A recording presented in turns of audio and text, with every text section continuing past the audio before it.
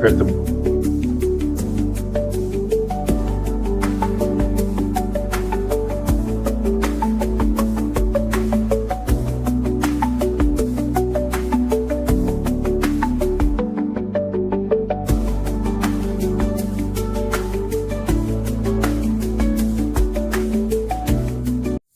Welcome to the Executive's View, the sports podcast where the stakes are high and the debates are fierce. Please welcome your host, Aaron Sirius Simmons, alongside co-host Barry DeVille Jordan. Each week, we bring you into the boardroom where the elite minds of sports converge. From the gridiron strategies to the business behind the ball, we tackle the hard-hitting questions and give you an insider's perspective. So pull up a chair and join us at the table where champions are made and legends are born. This is the Executive's View. Let's get down to business.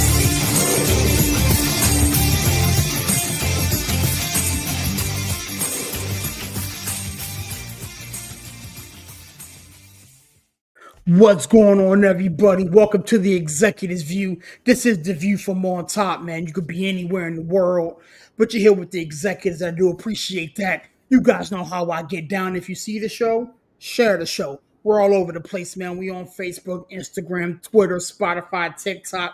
We're doing big things in big places and definitely want to take everybody along for the journey. I don't do this by myself, man. We're running the three-man weave tonight. We got some guys missing in action. But my man Larry's in the building. What's going on, my man Larry? How we doing, sir? Man, what's the deal, fellas? Man, look, hey, we gonna hold it down, man. We got three big brains in the house tonight, so we good. It's gonna be a good one, man. It's gonna be a good one. We got a lot to talk about, man. CK's in the building. What's going on, sir? How we doing this evening? I'm good, and we don't care about your relationships. Okay, all right. One bit. A little bit of spillover from the green room, man. A little bit of spillover from the green room, just so you guys have some context. We here at the Executive's View do not care which athlete is doing what with whom. As long as it is consensual adults consenting, y'all do what you want. With that being said, it's talking heads. Let's stop talking about Travis Hunter. Let's stop talking about Bill Belichick and anybody else. You know what I'm saying? As long as it's consensual adults consenting, we ain't trying to hear about it. With that being said, we are Hey, going man, to pivot. some of them brothers out there need to find out what Bill Belichick doing. That's about where it come from. He didn't pull himself a 20-some-odd-year-old. So, Gary not in here for our future sponsor, Blue Chew. But look, if Bill got one on deck, man, look, let Bill do Bill, man. That's how we feel around here. With that being said, man, I wanted to take a little bit of break and actually talk a little about baseball, man. Over the past couple weeks, we have kind of avoided talking about baseball. Memorial Day is one of those pivotal marks in the baseball season where teams kind of check the temperature, kind of see what's going on, looking at trade partners, trade options. And this, that, and the third. I got two Yankees fans there and an Astros fan. And so with that being said, I will let the Astro fan go first, man. Right now, as we start tonight, you guys are a game and a half out of first place in your division, which again is kind of where you guys have been hovering all year. However, if you listen to, Coach and listen to you talk in the group thread, you would have thought you were, at the bottom of the barrel with how the conversation has been running. So talk to me, man. What's going on with the Astros?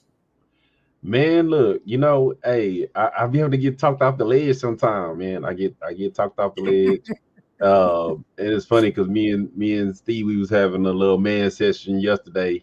When he put that meme in the chat about the Astros. Because me, I was always that dude that I was never a Kyle Tucker fan because I thought it was a Kyle Tucker problem because the Astros literally are damn near middle. I'm gonna say bottom middle to lower the pack in hitting them with runners in scoring position, and I'm like, this is why they lose a lot of those games. A lot of those games that we could have been up 6-2 or 7-2 or something like that. We only up 4-2, and then somebody come back and beat us 5-4. But Steve put it in there. It's not a Tucker thing. It's a team thing. I don't know what's going on with the Astros, but they literally leave so many runners on base. It's I think the other day I was watching they play Seattle. We left like 8 runners in scoring position on base. They had Mhm. they had 2 bases loaded and struck out and a fly out. And it was one time it was I think it was bases loaded, 1 out. One time it was bases loaded, 2 out, and literally just leaving runs on the board. I mean, yeah, they did win this series, but it's one of those problems that it just keep coming up, keep coming up. Me and we had that talk about Paredes, and Paredes is actually like their best hitter right now. Mhm. I don't know what's going on. Like I say, man, I be having to get talked off the ledge because the Astros. I feel like they got one more run left in them. But we'll see. I mean, Alvarez still ain't back. The pitching is kind of Hunter Brown has been amazing. Like Hunter Brown has really been stepping up lately. Uh, which, like I said, I knew pitching we was going pretty deep on pitching. I don't even want to talk about the Lance McCullers situation. I think we touched on it a little bit because if we can get as much money we ain't pay that dude, if we can get 8 starts out of him, I'm good with him because we ain't even getting zilch out of Lance McCullers. But we'll see. Like I said, I'm glad we're only a game and a half out. I'm glad Seattle's doing what Seattle's gonna do. Texas is doing what they're doing. We knew them high starts is gonna fall off. Mhm. And like I say, just that whole AL is nuts because even y'all Yankees, they not just running away with it. Like I thought it was gonna be at least 1 or 2 teams that just really stayed hot, but it's getting tight. It's getting real tight all the way around, all the way across the board in the AL. It's getting real tight. Well, I mean, I guess since we're talking the AL really quickly, if you look at how it kind of lays out, the Detroit Tigers are head and shoulders, above everybody else in the clubhouse right now, I mean, but not 32 that and much 20. though.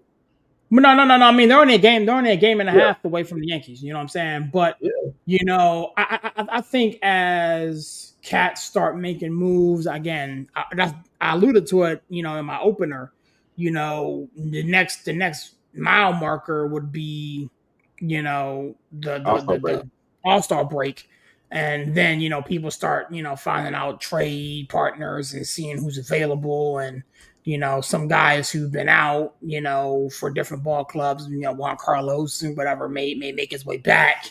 But the AL is gonna be fun to watch. The NL, I honestly thought that the Dodgers would run away and hide from everybody. Dude, Um this is the crazy part about the Dodgers to me. Like, yeah, it's a little bit tight over there. San Diego been playing like way above everybody expected, but the Dodgers ain't really even hit their stride yet, dude. That's the scary part.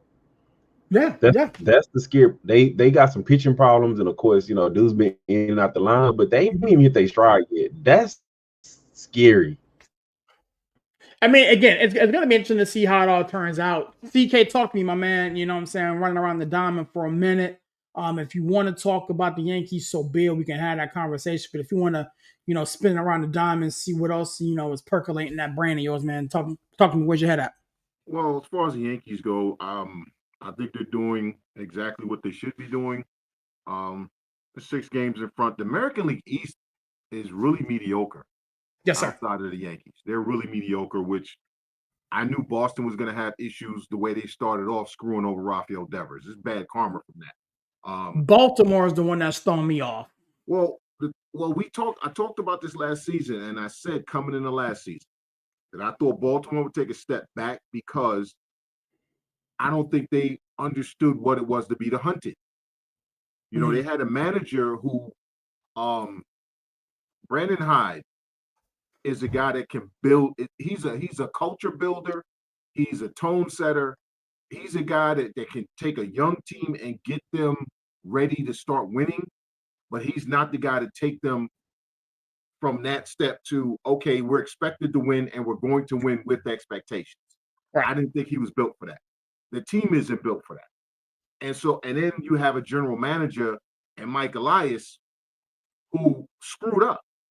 He screwed up because he let a lot of pitching walk out the door. A lot of pitching he let walk out the door when he shouldn't let it walk out the door because he went cheap. Okay, and with the new ownership who was allowing him to spend money, he chose to go cheap, and now they're paying for it. So that's what that is there with Detroit. I said last year Detroit should have been better than they were, and they finally Mhm. caught fire at the end of the season.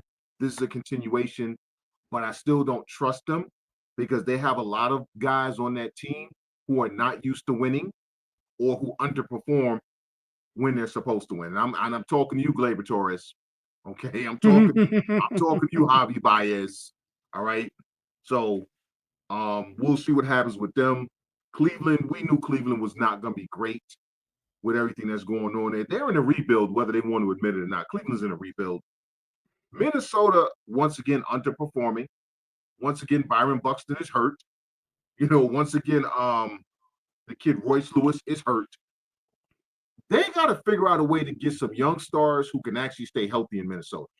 All right. And they should have traded Byron Buxton 3 years ago. The Why? funny thing about that is though, CK, like if you look at it, they're only 5.5 out Yeah, I in the understand that. division. Yeah, but CK, what they gonna get for Byron Buxton? Because he stay hurt. And that's another thing I was At about to this, ask. at this point, nothing. 3 years ago, you could have got something for because at that Yeah. point, it wasn't the trend it is now. Right now, Yeah.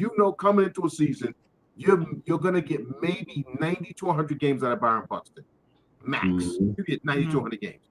3 years For ago, sure. you were getting 100 to 110. You understand what I'm saying? So you could have got more for him.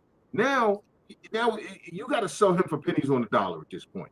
Royce Lewis, you got to sell him for pennies on the dollar. They got to, and yeah, Minnesota might make a wild card, but then they're going to lose. So if that's what you want, Minnesota, fine, whatever. I'm not surprised the Dodgers are struggling. I'm not surprised the Dodgers are struggling because again, Dave Roberts. I got no faith in Dave Roberts. When they're supposed to win, the Dodgers don't. When they're not supposed to win, they do. They got swept by the Giants, bro. No, excuse me, not the Giants, but the Angels. How you Well, get how I you get told swept by you the the Angels? Angels would be good because Anthony Rendon's not there, and they actually letting Ron Washington manage the way he wants to manage. Okay, he's putting kids in the lineup. He's putting people in the lineup that he says, "Listen, you earned your place into this lineup." Last season, it was about basically, what do you call that? Fee service for him. He had to play guys he really didn't want to play because of the money they were making, right? Because Rendon was technically healthy, so he had to play him. Mike Trout was technically healthy, so he had to play him. Now Mike Trout is hurt again. We all knew that was coming. Rendon's gone for the season. We all knew that was coming. Now Ron Washington actually, if you look at that team, it reminds me a lot of those Texas Rangers teams he managed. Okay, they play hard, they play clean. You guys listen. That's a 9 inning game when you play Ron Washington's team. I think they'll be on the fringes of the wild card. I don't think they'll make a wild card. I think they'll be on the fringes. But for the Dodgers, Roki Sasaki, that's going to be interesting because I think they've already ruined that young man. I don't think he wasn't built for the spotlight in LA. He went there because Yoshinobu and Shohei were there, but that kid ain't built for the spotlight. And he's already struggling. And they got to make a decision on whether they're going to send him down or not. If they have to send him down, I think they lose. It's weird that you mentioned that. You said that you have no faith in Dave Roberts. No, I don't. They just want to chip. Yeah, I don't care. I still have no faith in Dave Okay. Roberts. Okay. He had an abundance of talent, man. Yeah, Yeah, I mean, the dude won had. in spite of Dave Roberts, bro. They won in spite of him. But you know what? I'm gonna say that in that World Series, it was Dumb and Dumber. Yeah, It was. Yeah, I mean, because Aaron Boone made some decisions. Yes. That I support him Yeah, not it was like Dumb and Dumber. yeah. Who's Dave gonna be Roberts dumb made and some who's gonna poor be dumber? decisions, but his players bailed him out. Yeah, and it was like that was one of them series that it was just weird to me because it was like we knew somebody was gonna make some bonehead mistakes, and it was like the Yankees made bonehead mistakes. Like they literally made them on the field and from the manager. They made bonehead mistakes, and they just didn't have enough talent to overcome those bonehead mistakes. But like I said, to me that Dodgers team is just with all the talent on there. It's like guys been in and out of the lineup. Remember Mookie came in. Mookie had lost all that weight before the season started, so it took him a little while. But like, dude, if you think about it, like once Mookie start really hitting and Otani's been, he's just consistent. He's gonna do what he's gonna do. Once Freeman gets going and dude, and like they got plenty of pitching. Now they talking about Otani's gonna be pitching what next week? Because next week, No, No, come on, he's guys. going to start his rehab process. yeah, But if they're I don't smart, need him pitching, they bro. don't bring him back until September. yeah, he's not. No. See, what I'm saying. He's not pitching games, but he's starting to pitch like simulated games and stuff. Yeah. So he's gonna be back on the mound, bro. Like y'all know how I am. Let a unicorn be a unicorn, man. Don't take away that guy from pitching. Now, do you give him 30 starts a season? No. You can give him 15 to 20. Yeah, 15 to 20 stars, bro. And monitor his innings. Don't give him, 8, 9 complete games. Give him 5, 6. Even if you got to give him 4 innings just to, keep him pitching, because there are a few guys like, dude, real talk. If he wasn't such an amazing hitter, dude, that dude could literally win the Cy Young. Well, I wouldn't go that far because I don't think he's that good a pitcher. I mean, he pitches to an ERA of 3.5. So come on. But you got to remember the team he was on too. But he pitches. I mean, we're speaking hyperbole. I mean, I can't in good conscience say that he could win a Cy Young. No, he could. I'm not going to say that he pitches to an ERA of 3.5. That's not Cy Young. I mean, but then you got to remember, Chandler, like 3.5 is normal now. You're looking at Zach Wheeler, Paul Skeens. You know what I'm saying? Like he has to go up against those. But I mean, Skeens is. They in the NL. He's in the AL. No, he's in the NL. No. Shohei Ohtani plays with the Dodgers. He's in the NL. Oh yeah, that's right. But I mean, it's possible he could win it. I mean, especially if his teammates are doing him right now. His teammates, Yoko, Shimo, Mamamoto, Soko. But real talk, dude. I think Ohtani has his stuff, dude. His command and his stuff, dude. He could win one, bro. If he was a full-time pitcher, bro. But for the stuff that he does, bro, let him pitch, man. Let him pitch. And they're going to do a 6-man rotation, which allows him to pitch, which every team should be going to, by the way, since you're not going to let guys pitch more than 5 damn innings anyway. A 6-man rotation now makes sense. But the Dodgers are going to do a 6-man rotation so you can basically shoehorn him in for his 15 to 20 starts. San Francisco is the team that people are sleeping on. Yeah. They made a lot of good moves. The biggest move they made was Willy Adames. Something about Willy Adames. He brings locker rooms together.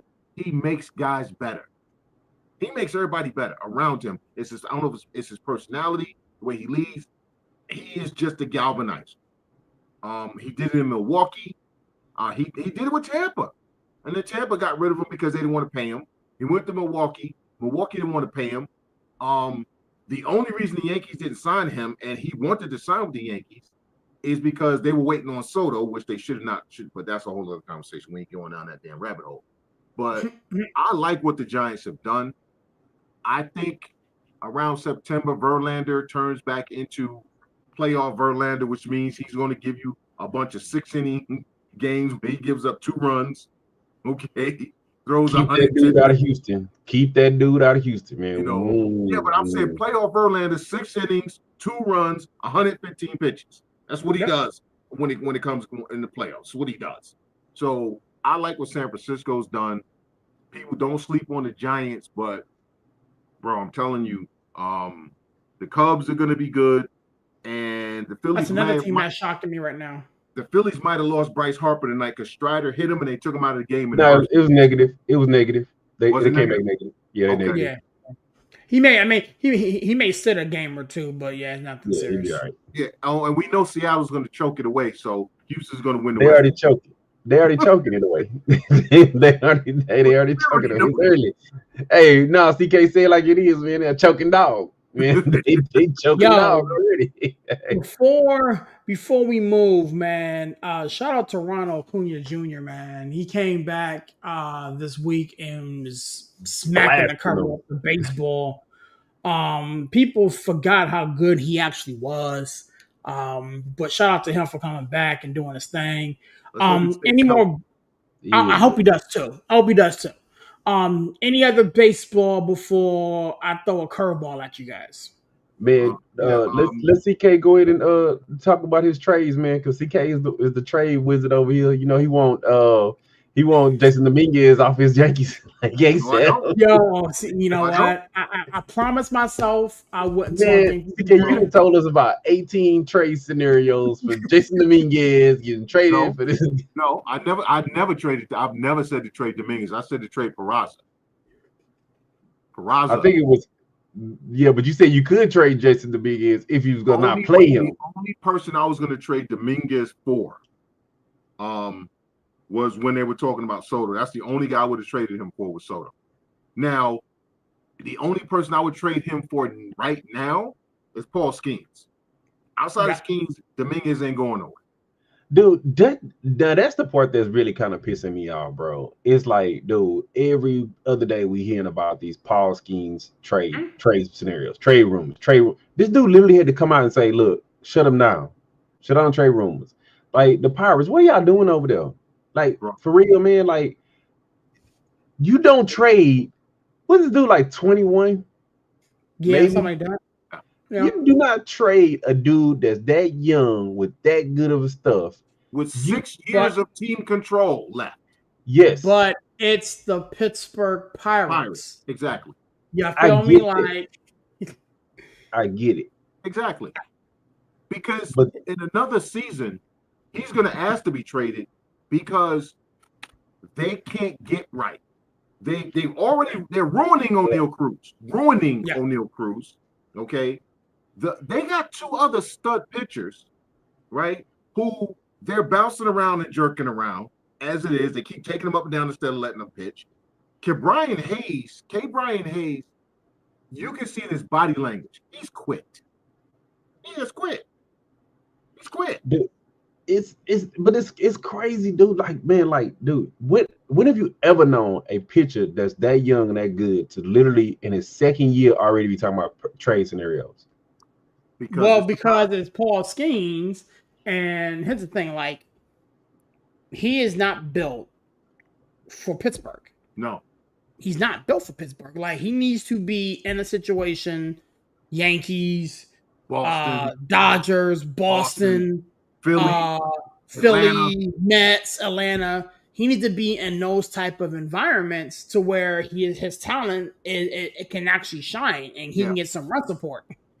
You know, he pitches, I would 7 innings, give up 1 yank, give up 1 run, and his team loses. Less than 2 ERA, bro, and he's losing. He's losing, bro. He's turning into King Felix. Yeah, essentially, yeah. Dude, I mean, we just talked about Seattle, dude. King Felix could have 300 wins. He could easily, but that dude had 5 seasons where he had like an under 2 ERA and was getting probably. And had losing records. He had losing records because he was getting 0 run support. None. Mm-hmm. Paul Skeens was a couple of weeks ago. He lost a game 1-0. 1-0. A complete game. I think he pitched a complete game. I think he struck out like between 8 to 10, and he lost. Yeah, I saw that game. Yeah. Are you kidding me?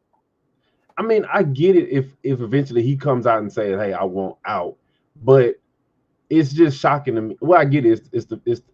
It's Pittsburgh, but at the end of the day, it's like this dude is already getting like trade rumors every time I open something that says MLB trade rumors. He's the first person up on the list. Because first person. They already know that they're not going to be able to afford him. So if I know I can't afford you and I know I'm not willing to pay you, right? Then I have to start looking at moving you. So that I can, and so that I can say to the fan base, who why they still support that team is beyond me. Yeah, we had no choice because we couldn't keep them. But look at all the players we got for them because they will get. If they traded Paul Skeens today, let's take the Yankees. They could get Jason Dominguez, Luis Gil, Spencer Jones, Anthony Volpe, George Lombard. That's their top 5 prospects right there. Oh, and Clark Schmidt and Will Warren. Okay, you talking 7 players. Anybody not named Judge. Basically, yes. You talking trading Steinbrenner Jr. Have my firstborn too. Go ahead. So Dude, yeah, that's crazy, bro. I mean, like I said, sometimes you'll see young hitters get traded. And we seen it with Soto. You see young hitters get traded, but how often you see a young pitcher that dominant already in trade rumors? because he's in a small market like That's Pittsburgh. that's the only issue is that it's Pittsburgh. And the But thing is with Soto is he came up, did his thing with the Nationals, and was a Boris client. And we know Scott Boris clients don't they're hard to deal with. So Washington moved him to the Padres. Yeah. When Skeens changes agents, you know he's ready to go. He'll call Scott Boris. Yeah. Well, Scott don't have that power like he had once before. I mean, it may not be Boris, but when he changes, it'll be the next guy. Agents. That's when he's ready to go. Yeah, it'll be the next guy when he trains. But yeah, dude, like I said, that would be nuts, bro. And like it would definitely be nuts if he end up on one of these like I don't know, Dodgers or Yankees or somebody's team, dude. That would be nuts, bro. That's where it needs to be, man. How we need to be. You'll see. Like I say, I understand you got to fill. You got to fill the team, but like a squad like the Pirates, this has happened so many times. Heck, where did Garrett Cole come from? Started out in Pittsburgh. Yeah. And that's the thing is they don't even really have to put a lot of money into this team.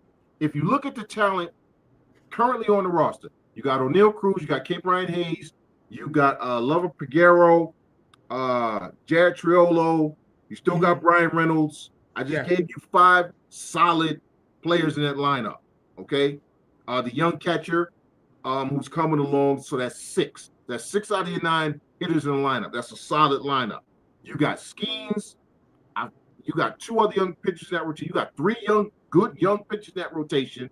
You get 1 veteran, say like a Marcus Stroman type guy, who's just going to come in there and throw innings, because Marcus Stroman's going to eat up innings, okay?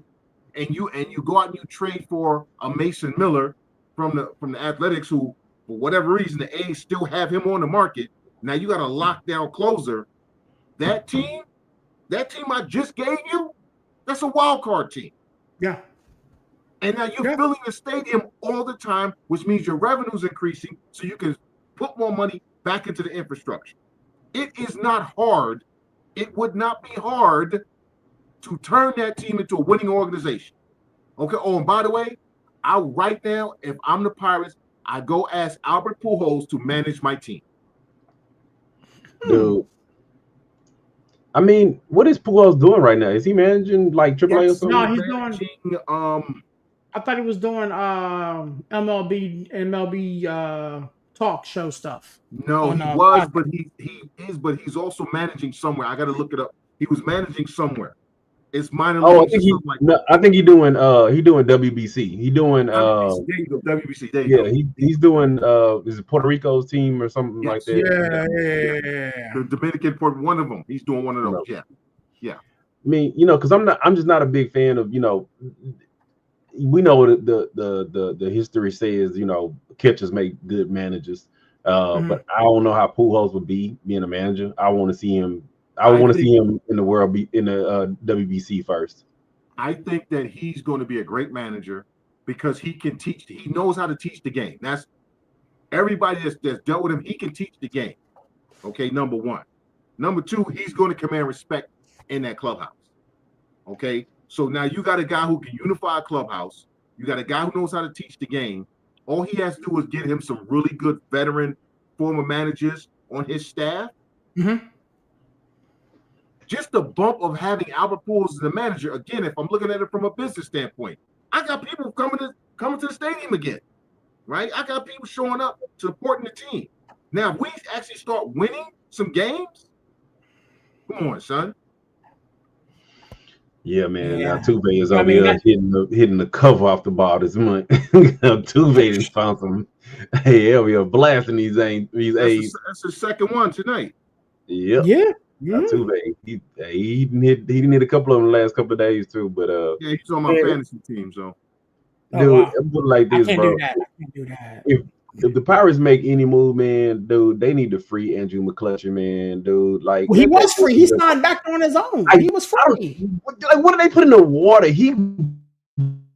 I get it. He may not have that opportunity, but why would he keep going back to Pittsburgh? But at the It's same home, time, it's man. like, man, Because It's a beautiful place to play, It's man. home. Like the park is awesome. I mean, his family's there. I mean, I get it. they do on a contender. He's earned the right to be on a contender, bro. Played on the He last does. winning team there.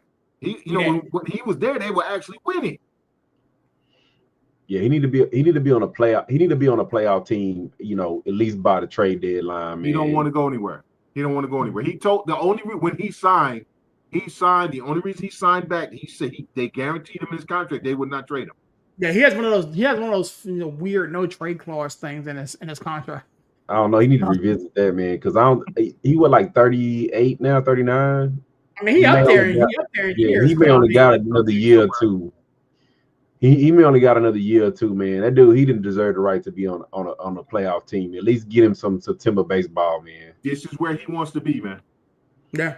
I don't know. I think they need to. I don't know. Maybe him and Mike Trout. They need to have a man to man with each other and be like, "Look, bro, I get it, Mike. You like to be at all the Eagle stuff, man. But Mike, you might want to play in September, bro."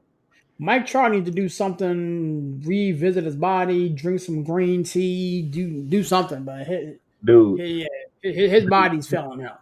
Put Andrew McCutchen and Mike Trout on the Phillies, and there you go, bro. He was on the Phillies. McCutchen was on the Phillies. But I'm saying trade him this season, bro. Hey, look, that's about a 2-hour ride from Philly to Pittsburgh, man. He be good. He can commute back. Mike Trout can make all the Eagles practices and all they home games and call it a day, man. But them dudes, they gotta. I do want to see Mike Trout play, and I do want to see him on a contender, and maybe the Philadelphia, but Phillies. Mike Trout doesn't want to be on a contender. I hate that's wild, dog. Like, I mean, let's keep it up. Being we sign up for these games and we play these sports to have a shot at winning. No, that's not true. That's not why everybody does it. That is not why everybody does it. I'm signing up to get paid. I get it, but like, I'll never forget what Curtis Martin said. Curtis Martin at his Hall of Fame speech said, "I never liked football. Yeah, he never liked football. It was a means to an end." Yep. For him, he never liked playing football, but he was talented at it, and he saw it as a means to an end so that he could accomplish things and provide for his family. It was a job for him. Dwight Howard for Mike Trout is a job. Period. Dwight Howard, bro. Dwight Howard. They was like literally, he was a tall dude who could play basketball a little bit, and he never loved it. He hated the game, but he knew he could make a ton of money playing it. Yeah. Now he's the Hall of Famer. Yeah, I think Mike Trout would rather play football than baseball, but he's not good enough to play football. So he plays baseball so he can be around football players. Yeah. Dude, real talk. If Dwight Howard was like 6'3", he would be never heard of. He would have been a UPS driver. Yeah, but he was like 6'9" in high school. So yeah, they like, yeah, you should play basketball. And he's like, yeah, I can make a lot of money on it. But like I said, a lot of them dudes, man, you want to see the talent, but you want to see it when it matters the most. Yeah. Dude. And I don't think like McCutchen, he not Hall of Fame worthy, but man, dude he's had a really good career, bro. Especially when he was younger. He was really good. He kind of remind me of Deli when he was younger. Yeah, a little bit. Before he screwed up the Hall of Fame, Andrew McCutchen would have been one of those guys you could have a really good argument about whether he belonged or not. You understand what I'm saying? Correct. Where you could find some ways to justify putting him in, and then you could be like, yeah, but and put him out. Now that they've screwed up the Hall of Fame, there's really no argument to keep him out because Harold Baines is in. Oh, yeah. So you would put McCutchen in the Harold Baines bucket? If Harold Baines can get in the Hall of Fame, then damn sure Andrew McCutchen should be in. Because Andrew McCutchen, for my money, is a better player than Harold Baines. Well, CK, you know what? People like Harold Baines and McCutchen. He better hope everybody liked him, and he better hope he walked somebody's dog when they asked him to. And, right. Listen, we know how the Hall of Fame is. He's not a damn Hall of Famer. So yeah, but we know how the Hall of Fame is now. You can't tell me that Andrew McCutcheon don't belong. You can't tell me that Jorge Posada don't belong. You can't tell me that Keith Hernandez don't belong. You can't tell me that Don Mattingly don't belong. Don Because Mattingly you put doesn't in belong. Harold damn Baines. Man, look, it's like being in high school and are you the prom king or not, bro? I'm just saying, man. Look, hey, hey, if he sometimes, it's like, bro, that dude wasn't even starting on his team, man, but he was prom king. Everybody liked him. He got 4 letters in sports that he didn't even play 5 minutes in, but everybody liked him. Yeah. It's getting to the point now where, like you said, CK, they need to make these dudes that vote for Hall of Fame come up and explain why did they say somebody is not a Man, Hall of we've Fame. said that before, man. We've said Like that. We've said they that. need to We beat they that need to drum. they need to really do like I hate to say it, they need to do like boxing. Like boxing when it's a bad score and they be like, no, all the judges need to be on a review and we need to find out what happened. If they find something, then they need to be suspended. And it's like, dude, I'm being real. I'm just being real. Everybody that didn't vote for T.O. to be in the Hall of Fame, they need to be suspended They off need to the get smacked. court. Yeah, They need to get smacked. We you knew made that dude happen wait. Like because when we go up to didn't these, like that huh? was we knew that was going to happen because that was Yeah, literally the you media's don't way like him. of getting back at. Yep. Yeah. And we see it all the time in baseball too. It's like, dude could literally sit up here and you be like, oh my God, he had 87% of the vote, but he didn't have a 1 vote to get in. And you're like, who was the one dumbass that didn't see this like everybody else did? And and you need to explain why you didn't, because you didn't see it. Because y'all know how I am. I'm like, it ain't no percentage. Either you are or you not. I don't feel like it Right. should be either you're a Hall of Famer or you're not. And it's literally littered with guys that still aren't quote unquote in the Hall of Fame that you could say, and you like CK say, you could compare them to other guys and be like, but damn, they had a better career than them. Why they not in? Yep. Yeah, like what they need to, like I said, they need to have review boards. And if it comes down to it, it's just personal why you don't want to keep the dude in, then you need to be like, okay, now you suspended. You can't vote for the next, couple of years on Hall of Fame. Girl, we It's watched them keep Ken Stabler out of the Hall of Fame because of personal animus until he died. Yeah, it's no recourse action. It's no penalty for them. It's like, it's no checks and balances, bro. So if you a guy like Andrew McCutcheon, I'm not saying that he is or he not, but if you a guy like him, and if I'm not mistaken, he didn't put in a good like 16, about 15, 16. Close to he's going to wind up close to 20. Yeah, dude. All said and done, if he put in a good 20 and you look at his numbers and he's not in, then you know it's something personal. And baseball, because the percentage has to be so damn high to get in, it's like you could upset one guy, and that one guy could keep you 1 vote short of making the Hall of Fame. Yeah. Or the fact that we had one knucklehead that decided not to vote Ken Griffey Jr. or one knucklehead that said Derek Jeter. I mean, like, make this still make sense. I don't The one understand. dude that said Ichiro.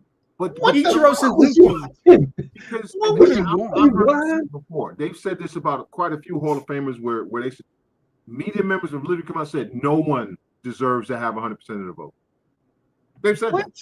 Yes. Make that make sense, like Sirius say. Make that make sense. Because again, remember, you had the people that are gatekeepers are people who wanted to play the sport, weren't good enough to play the sport, and are jealous of the people who play the sport. So they go into sports journalism as a way to punch down or up at the people who can play the sport. That is why you see so many. That's why you see so much negativity in the coverage in sports journalism coverage. Yeah. Yes, when a player or person deserves negative coverage, absolutely. You know me.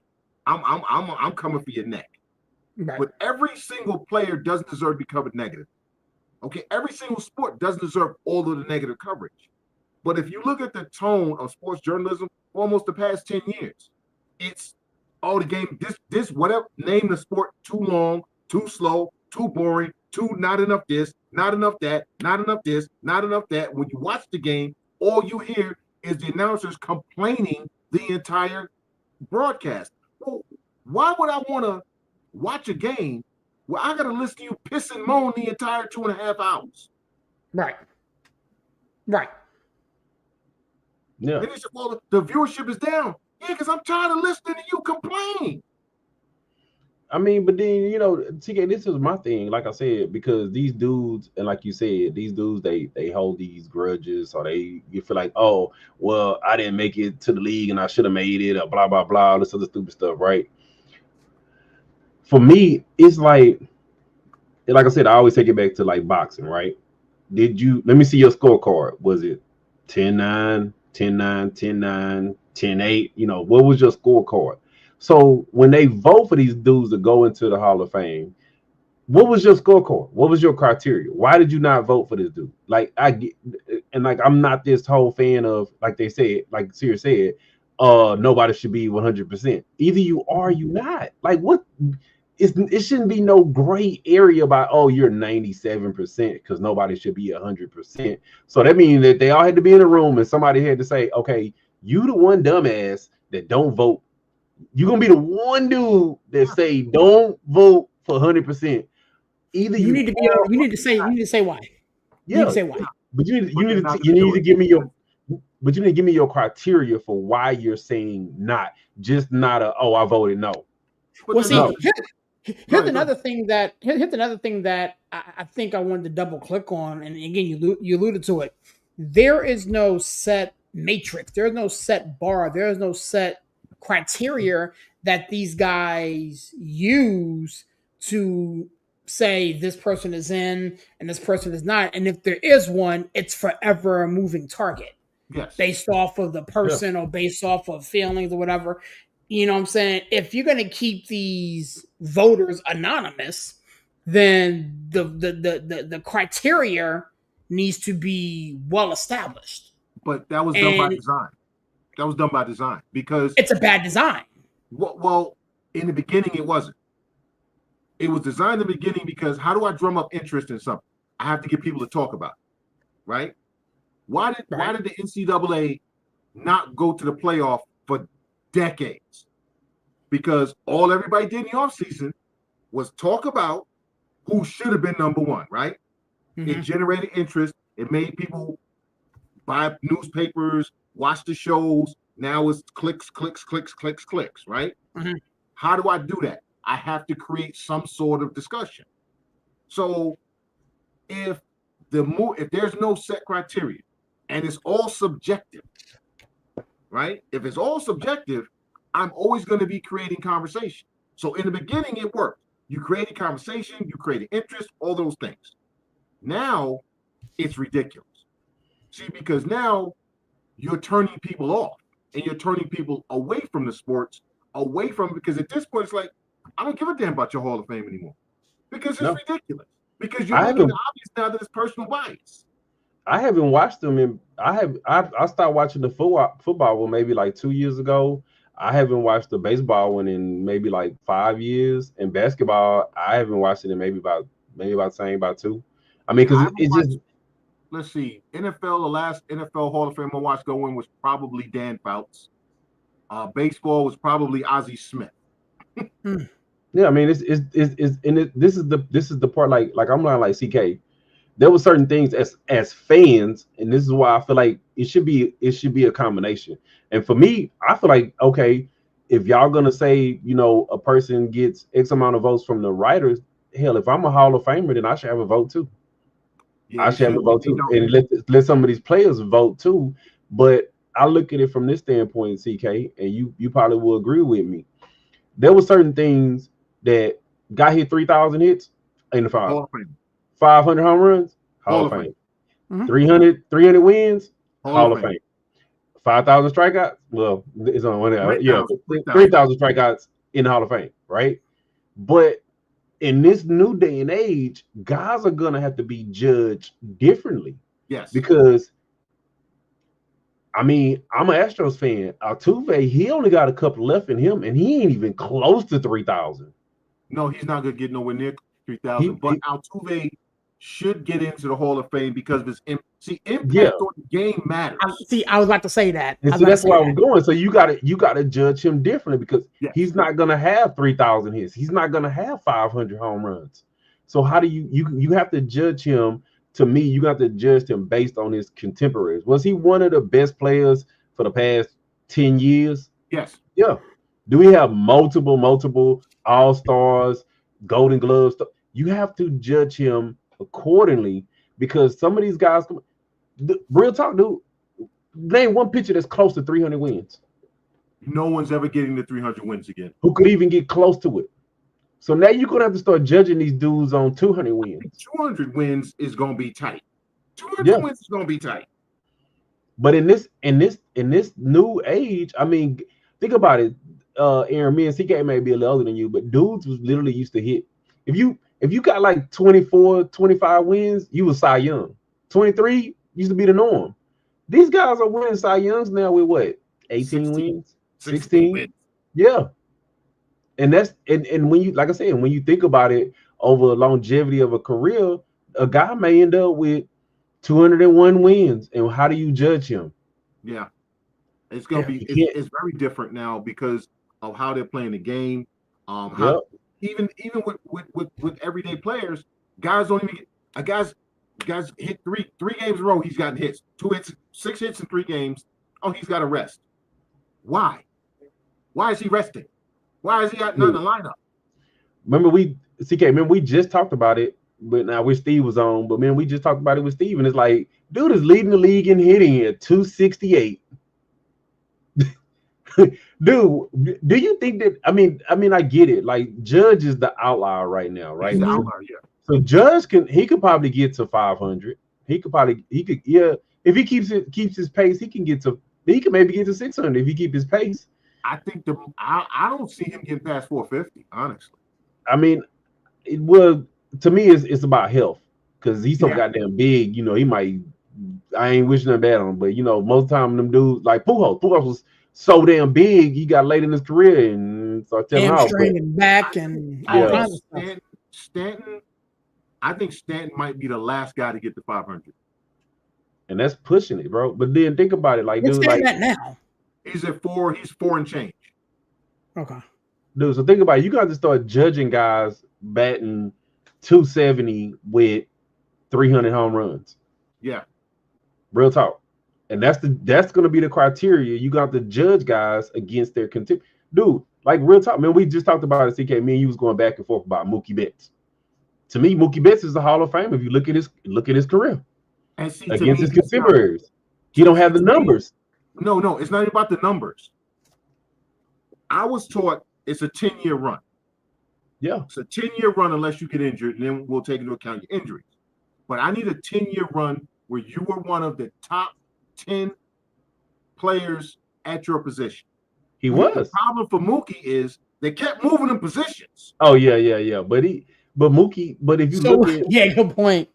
Good point. But if you look at Mookie got the All-Star appearances, he got the rings, he got the numbers, like compared to his contemporaries. Moving in positions, now he's I got to grade him against he's these likable. You see what I'm saying? If I'm grading him against each position, there's 3 or 4 years in there where he wasn't top 10 in his position, but because they kept moving him damn around. Yeah, but Mookie, like Sirius say, Mookie's likable. Mookie threw the barbecue every year. Mookie sent you the Christmas card every year in the mail. You know, hey, so they gonna probably put him in, but you gotta somebody like Mookie gonna probably end his career, and you look at his numbers, and you gonna be like, yeah, but he's getting in. I wouldn't mind him getting in because I do like him too. You know what I'm saying? I like him too. Yeah, but if I didn't like him, I could understand him getting in. I just wouldn't vote for him.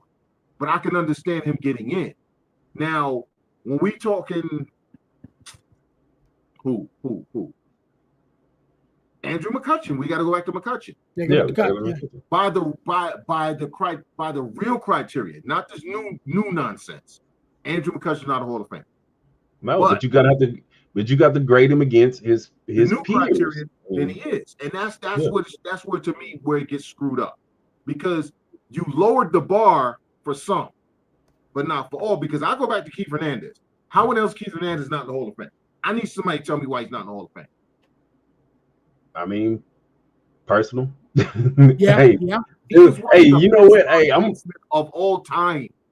dude, All I'm time. gonna go even further, bro. Dude, I'm loving the guy, hate that guy, dude. Man, I'm a big Darryl Strawberry fan, dude. I love I Darryl love Strawberry when he was them. playing. I love Strawberry. Straw didn't have Straw at his peak wasn't long enough.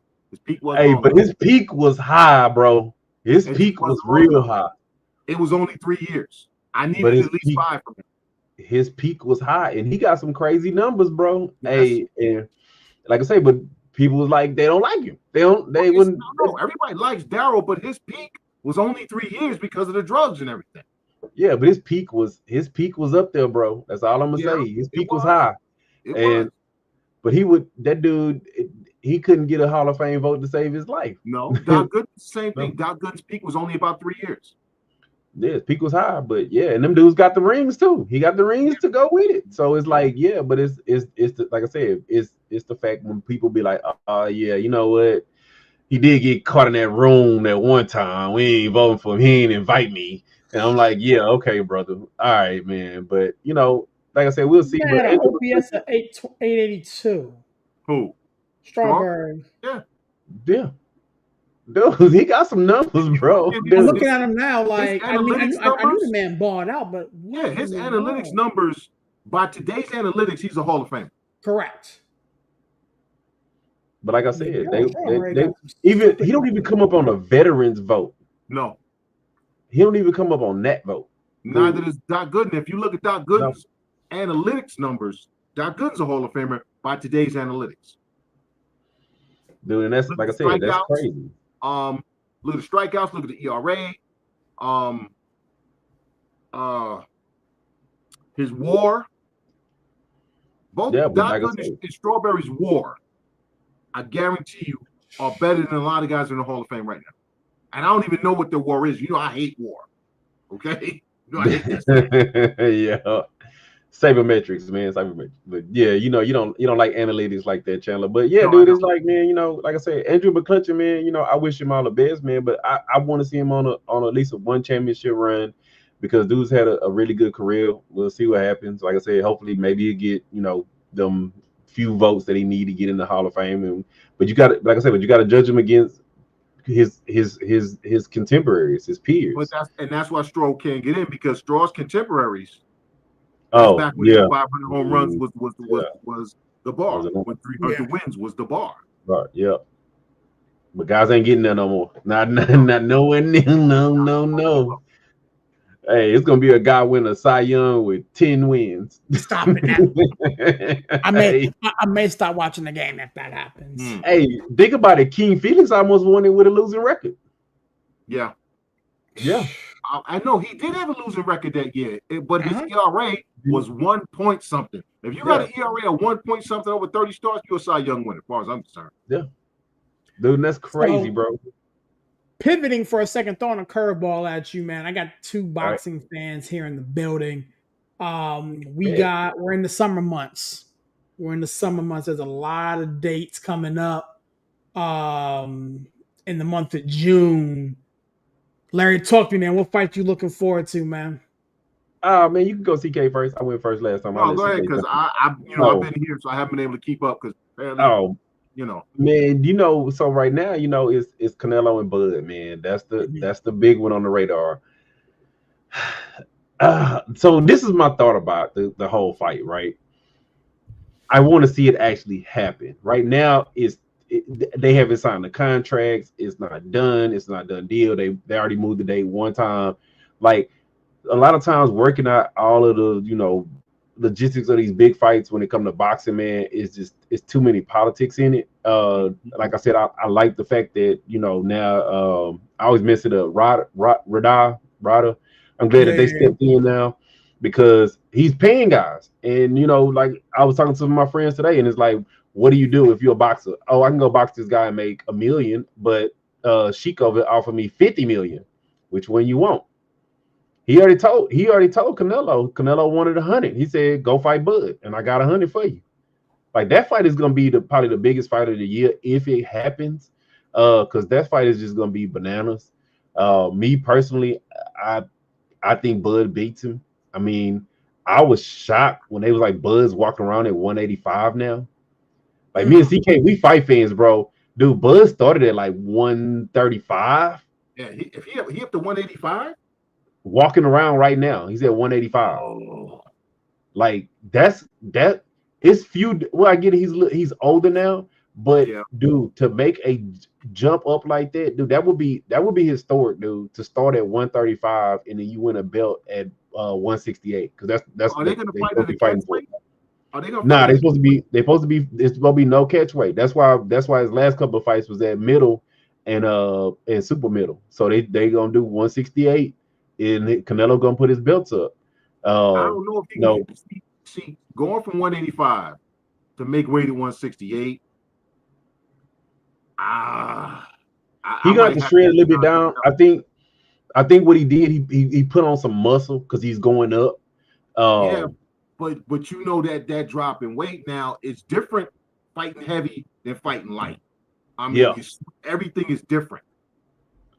So like I said, he said he was walking around at like 180. So I'm gonna see if he can get it right. But like that last Canelo fight, Skull, I honestly, dude, I thought he lost that fight to Skull. He got outlanded. He took too many punches. But of course, if you fight that kind of running, kind of like Lara beat Canelo. I don't care what nobody say. Lara outlanded him. Canelo barely touched him, but they was like, oh, it's the ring generalship, and he controlled the ring. And Lara, he do that pot shot and run it, hit you and get out, get in and get out. You're not gonna win a fight against Canelo like that. But Bud will sit down and box with him, and I think Yeah, Bud is the better boxer, and he'll only way Canelo will have a chance is if because Canelo's the stronger fighter. He's been fighting it. He went all the way up to 175. So like yeah.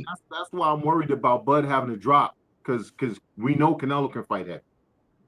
well, Canelo can fight certain dudes at heavy. Like he won't fight none of the big punches at heavy. Like that's the reason why he won't fight Benavidez. He won't fight Benavidez. He won't fight the big punches because Canelo can't make. He technically, I think he was at like 173 when he went up to 175.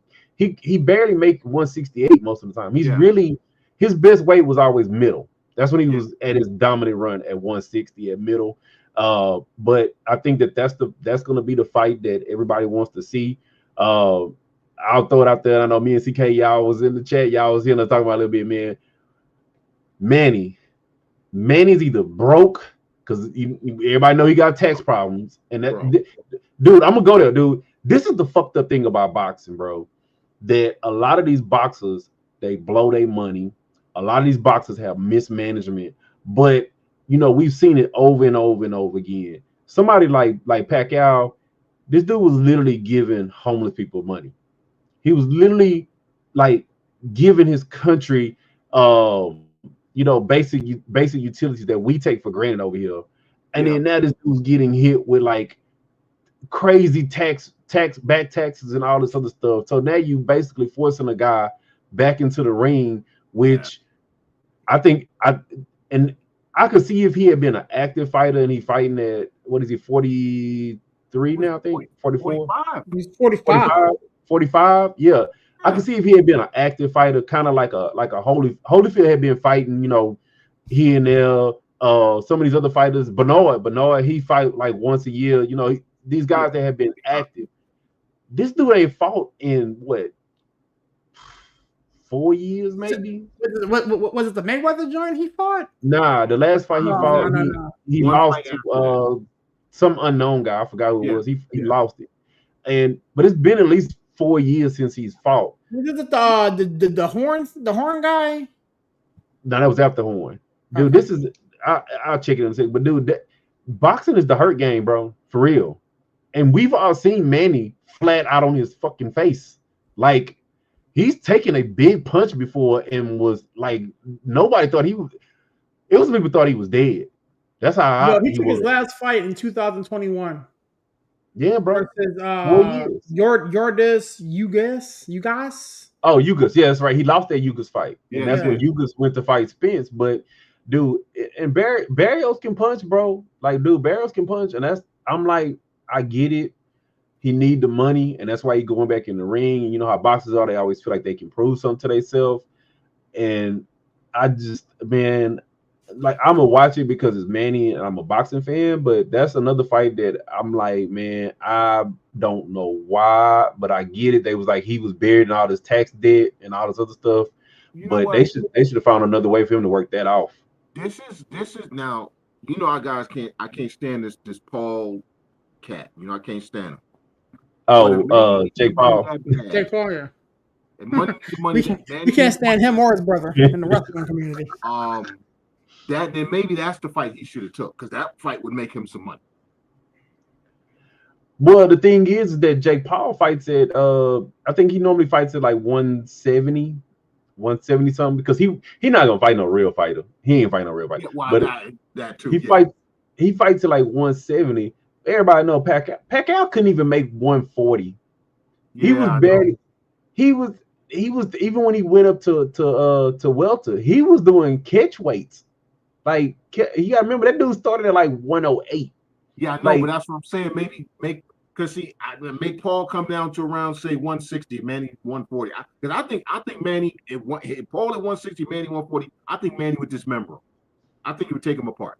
But I don't think Jake Paul could lose that much weight, and I don't think Pacquiao could come up that much. No, Like unless he didn't pick up weight from being old, but I think that it's too much of a Manny weight should be able to. disparity. He should be able to make 150. I honestly would. I think Pacquiao he could make money, like say like fighting these exhibitions like Floyd had did. If he had a rematch with Floyd, and let's say as an exhibition, like Floyd had been doing, That would people make would some. pay to go see that. People Yeah, would pay to go see that rematch as an exhibition. If he fought like I mean I don't know what that dude doing right now, but if he fought like a Miguel Cotto and say Miguel, Mhm. come out of retirement, we're gonna fight an exhibition, kind of like what You get a Tyson payday, I get a Roy payday. Jones. We're all going separate ways. Yeah, like Tyson and Roy Jones, they fought that exhibition. They both was everybody know they was well past their prime, but just it's a fight that somebody want to see. They'll make a yeah. little It's money sort of on it. like a senior tour for boxers.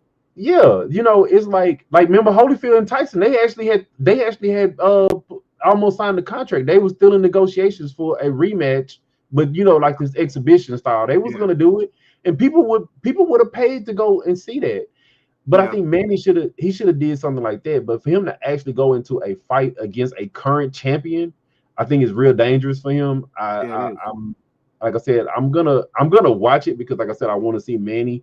Who knows? He may got some fountain of youth or something, but we'll If see. he comes out of it with his brain intact, I'll be happy. Yeah, because like I said, I can even see if he was one of them guys that like, you ever seen those guys that are boxers, but they never really took, that much damage. So as they got older, they wasn't that bad. Like the saddest thing for me, and I know part of me and CK could speak more to it than you, Aaron. The saddest thing ever to me was seeing the last, I'm gonna say 4 years of Roy Jones's career Yeah, was Yeah. sad. It was real sad. Dudes that he would have wiped the floor with. I'm talking about dudes that couldn't even come in the ring and hold his jock strap was literally knocking him out. hmm, And he was just you could tell he was just fighting for the money. But he was fighting for the money, but he was also fighting to like kind of get that spark back. And it's like, Roy, that spark been dead. It's been hmm. dead. He took too much punishment later in his career.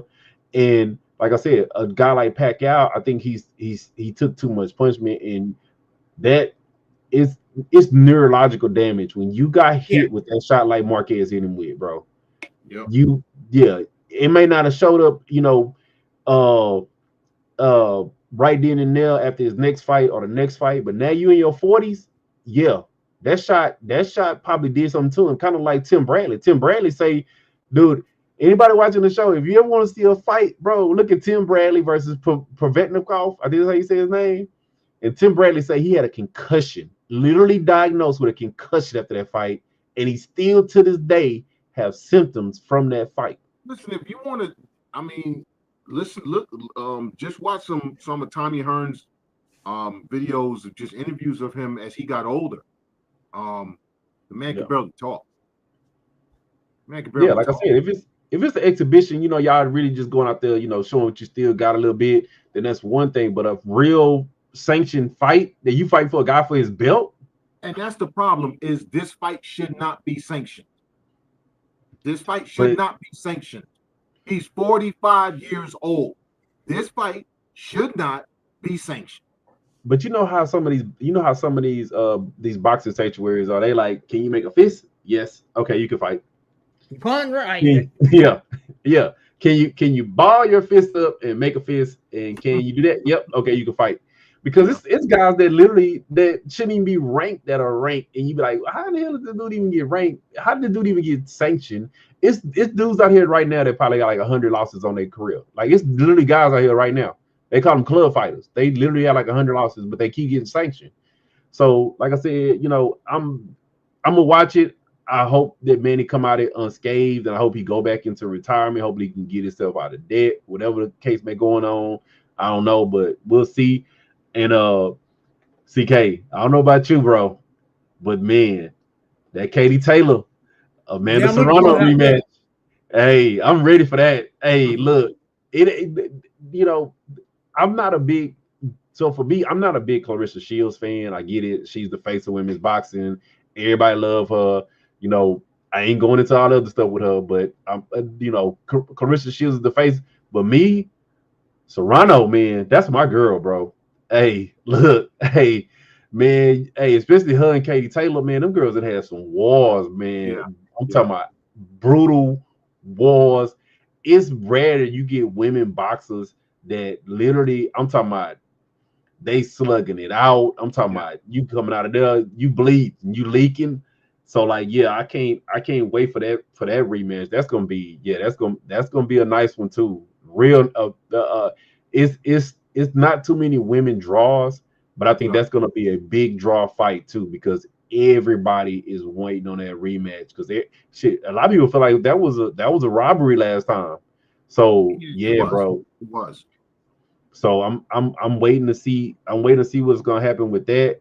But yeah, we get into the summer months, man. It's about to start heating up, man. Summer is where the big fights happen. If you're a boxing fan, the big UFC fights happen. If you're a UFC fan, uh, I just got to talking to my boys today. They was talking about is John Jones retired because he put that statement out. I'm like, yeah.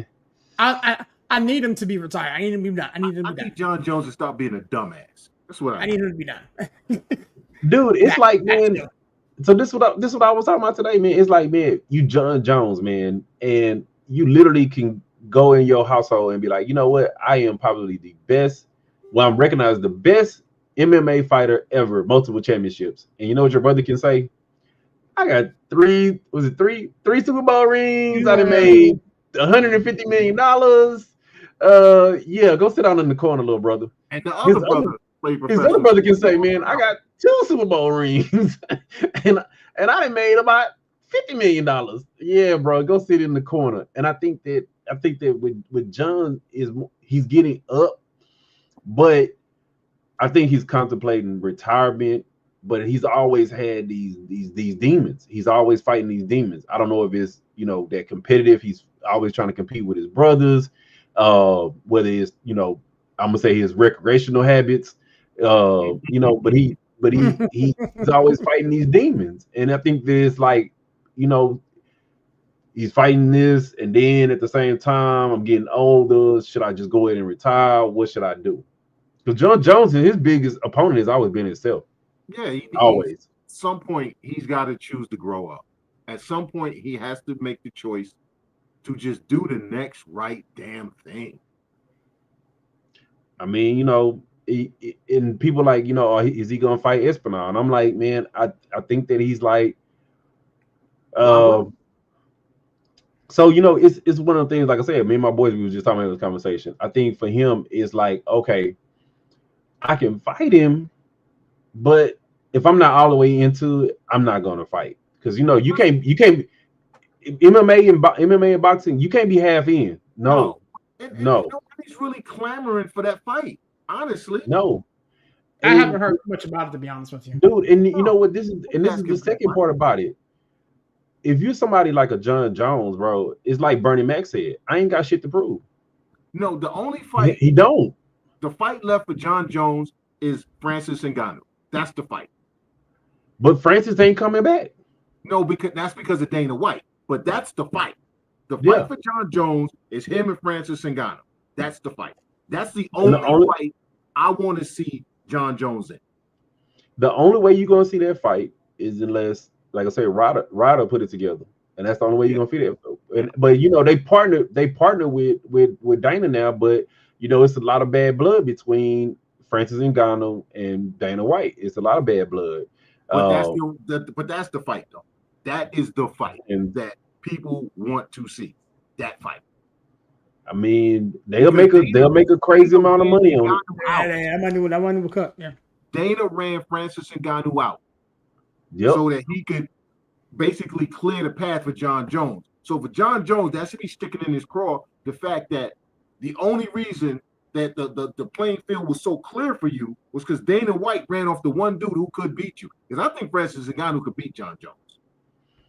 I don't know. I will say this. It'll be one hell of a fight. I believe that. I know one thing, that'll be a damn good fight. It'll be a very good fight. I think John Jones will probably choke him out because his ground game ain't all that. But if he hit him, he gonna knock him out. But you got to get him. But you know this is the thing though. Like I said with John Jones, it's like even like his other brother. Is it Andrew? Andrew is, I think his other brother is Andrew. Yeah. That dude didn't probably made more money than John Jones fighting the UFC, which is crazy. Well, John Jones been getting suspended and sanctioned and all kinds of other stuff. So the thing about UFC is, it's like a love-hate relationship. I know y'all hear me say that all the time. You love to see it because Dana has the best fight the best most of the time, right? But these guys were literally on cards making $500,000 and you the champion, you the headliner. $500,000. Mm-hmm. Like the reason why Francis Ngannou was tripping because he told him he wanted, I think that last fight he wanted like 10 million for him, and Dana was like, no, I don't pay y'all that.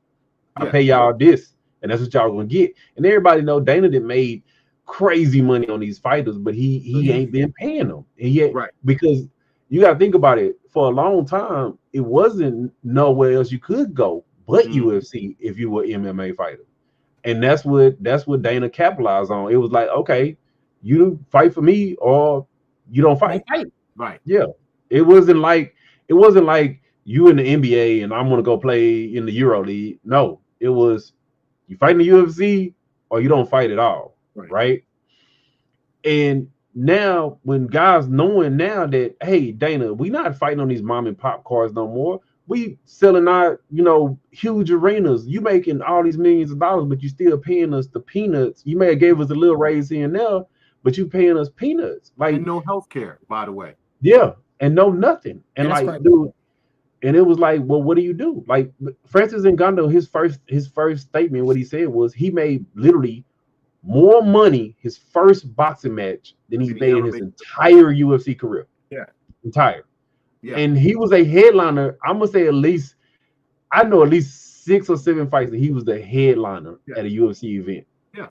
And you literally you getting paid peanuts. And so that's the love-hate with Dana. And now I think that it boiled over to where Ngannou is like, man, fuck you. I made my money, and he made crazy. He got paid $50 million for 2 fights. And you know what he said on them Rada, I don't know why I messed it up. Rian, you know what he said? He said, I got paid, and the check was deposited the next day. The next day. He was like, bro, he was at this point, it's like, man, I done made my money. And it's bad blood. It would have to be some crazy amount of money. And honestly, I think that if he did fight John Jones, it would have to be somebody like Sheik's to step in and say, you know what? I'm gonna guarantee y'all $100 million a piece because they could get it. That gate would be stupid, and that pay-per-view would be crazy. It would. The pay-per-view alone. The pay-per-view alone. And now, see, I think you could do that at Wembley. Sell the stadium out. The pay-per-view would be crazy. Stupid. It would be crazy because, like I said, I think that's the only way it would happen. You would have to be like, look, John, Ngannou is 100 guaranteed because that's like with him and with Canelo and Bud. Like he told him, he was like, look, because Canelo, to me, I think Canelo, he don't want to really fight anybody he feel like is a threat. That's why he kept going up on the price. He kept saying, "Oh, I ain't gonna fight him for less than 80 million. I ain't fighting less than 100." Then he's like, "I ain't fighting less than 150." Canelo, you're not making that much fighting these scrub dudes, dude. You're not making Don't nowhere fight like near that. Canelo that much. No, nobody. You're not making that much. That's why you kept upping the price. But then you found that one guy who said 100. Here you go. But you got to fight my guy. So I think if he fights, if they the two main guys, and if they fight each other, then if they could get that 100 million and they could make it happen. I'm more on the side that I think John Jones will beat him, especially because Ngannou's been off of he ain't fought in a UFC fight in some years. But Jones ain't fought in a while either. So it's been about a year. Yeah, no, he fought in November because I went to watch his fight. He fought in November. So John Jones, he's fought in November, but Ngannou, his last boxing match was, I want to say, last summer. His last boxing match. So he's been out of MMA at least 2 years. At least 2 years. So November 16th. Like I say, we'll see. Like I say, it's getting to the summertime. Them talks gonna start heating up, because I can tell you right now, as them gates start dwindling, them talks gonna start heating up, and it's gonna be because we all know, even from your Don King days, them promoters, they want to make their money. They want to make their money, and they feel like them gates is getting lower. They gotta bring a big fight out to get them gates back up and get them pay-per-view numbers back up. Yeah. So like I said, we'll see. Real talk, like a sneaky card I want to watch. I want to watch that because I'm a Houston boy. I want to see that Charlo, and I want to see that Plant, and then hopefully them boys will come out good together and finally go in and fight and squash the beef. So I'm gonna see, man. I'm a Lions only fan, man. But them Charlo twins, man, they got to get it together again, man. We need some belts back in H-Town, but I want to see that too. I want to see that. I want to see that's gonna be a nice little card to watch too. I'm one of them guys that I watch boxing. I like to watch some of these cards that a lot of people don't see about or hear about. See some of these up and coming fighters, and go from there. I don't know about y'all, but man, look, while we talking boxing, man, what I know, CK, you probably checked it out. I don't know about series. What y'all think about this matches that they had in New York with on the street? I didn't see much of it. I don't know what you're talking about. The Shakur and what's his name? Devin Haney and all them, they came back. They fought on the street. I hadn't seen it. They built the ring. They built the ring in the street in New York. Did not know. Devin Haney, I think he took a cab. They was taking like cabs and stuff up to the what's called. They built the ring on the street in New York City. Good. Yeah, that was crazy. I was like, what? That was something original. I mean, I get it. The car was a little underwhelming. I mean, like, I'm a big Timo fan. Timo, he was okay. Devin Haney, he fought like the weakest person out on the whole card, and then we all know which guy got upset by Rolly. He had hand surgery today. I'm tripping. Garcia, he had hand surgery today, but yeah, the car wasn't that good. But I like the fact that they tried something original and built the ring in the middle of the streets.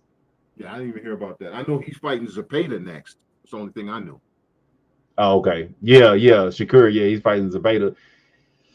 He keep winning, man. He keep winning. And yeah, but he ain't fighting nobody. You gotta fight somebody. Dude, it's like, man, to me, it's like when sometimes, man, these dudes, they talk too much, but talk and action is two different things.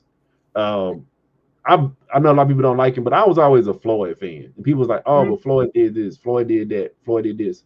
Man, that dude beat like 30 champions. That dude cleaned out like 3 divisions. Like, he's literally beat like the most Hall of Famers ever. You cannot take that away and say he's fighting nobodies. If you're like, oh, well, he pick and choose this. All fighters pick and choose. All promoters pick and choose. If you the guy, and I'm put like this, if you the guy and you over there knocking out everybody, you know who everybody gonna be quick to sign up to fight? All your opponents. Yep. Not you. Not you. Like, they not gonna be so quick to fight you unless there's like crazy money involved in it. Or what they do is they wait for you to have a bad fight and not look so good, and then now it's like, okay, now I want to fight you because now you've had a little chink in the armor. And like I said, so me at the end of the day is like, I like the fact that with Cheek them, they kind of putting an end to guys with this cherry picking. And if you cherry pick, like Tank tries to cherry pick. Tank is one of the few guys that ain't on Rider season. He's like one of the only ones, but you only making a meal or 2 meal here when they've already told you, hey, come over here. We got 100 million waiting on you.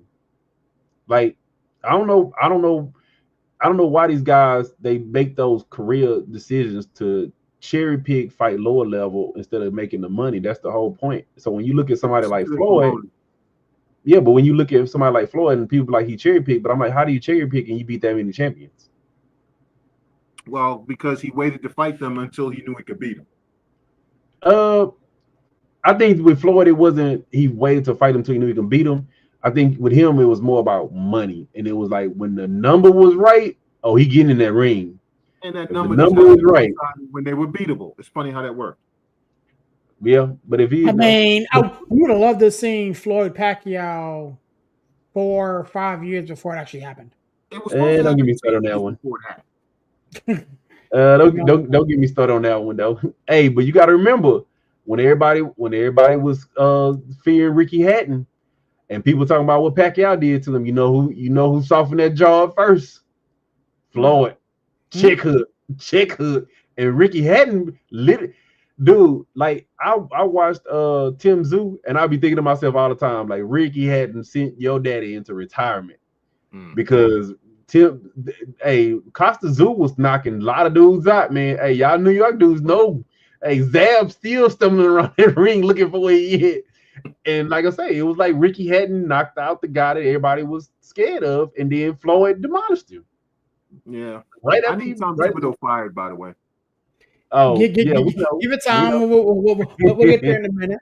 We're gonna see some good fights coming up this summer, man. We'll jump into some UFC next time, man. Let's while y'all brought it up, let's go ahead and jump into it. Let's go, man. Right now, as we are currently speaking, you see the wrinkles in CK forehead right now.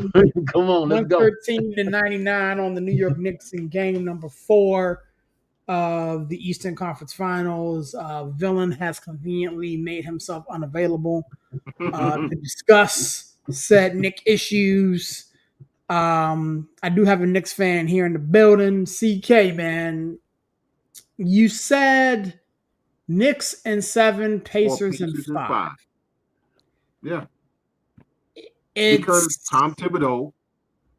See, here's my problem with Knicks fans right now. Is as a Knicks fan, we've been terrible for so long that any success at all is celebrated, even when it's mediocre success. Mediocre success. Oh, well, we got to the quarterfinals. Okay, but we're supposed to be trying to win championships. We get to the conference finals, but we're supposed to be trying to win championships. Tom Thibodeau got Coach of the Year, but we're supposed to be trying to win championships. See, I've seen 2 championships. I'm good. It's the rest of y'all that haven't. Okay? I could drop dead right now. I've seen the Knicks win 2 NBA championships. I'm good. But if I'm going to continue to watch this team, I expect this team to try to actually win. Tom Thibodeau is not a coach who is going to take you to a championship. He is taking the Knicks as far as he can because he refuses to make simple adjustments. He always has. He ruined Derrick Rose's career.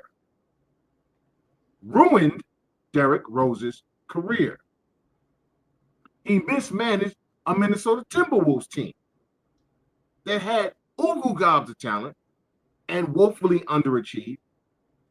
You got Karl Anthony Towns, top 3 7-footer in the NBA. Top 3. Okay? When you talk about his skill set, he's top 3. But like that other Kentucky big man, Anthony Davis, he's soft as Nutella. All right? And he shows up periodically.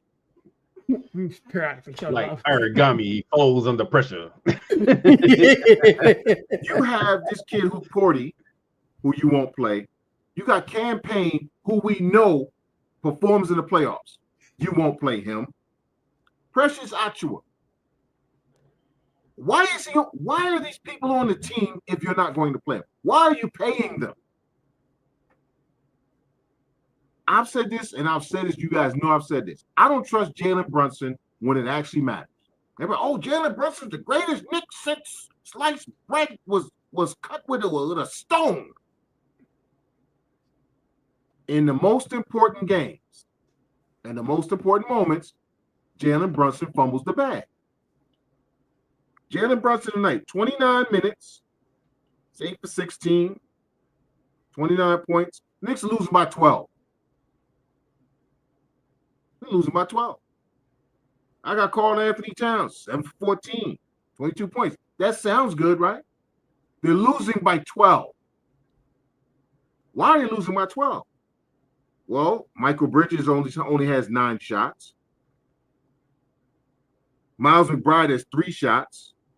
Josh Hart has 3 shots. Landry Shamet has 3 shots. Hey, Tom, how about you run some offense? How about you actually run some offense for other people? How about you take the ball out of Brunson's damn hands so he stop turning the ball over? Because I'd be willing to bet the Knicks got a lot of turnovers. I'd be willing to bet that. Let's see. Total turnovers. Guess how many turnovers the Knicks have? 16. 20.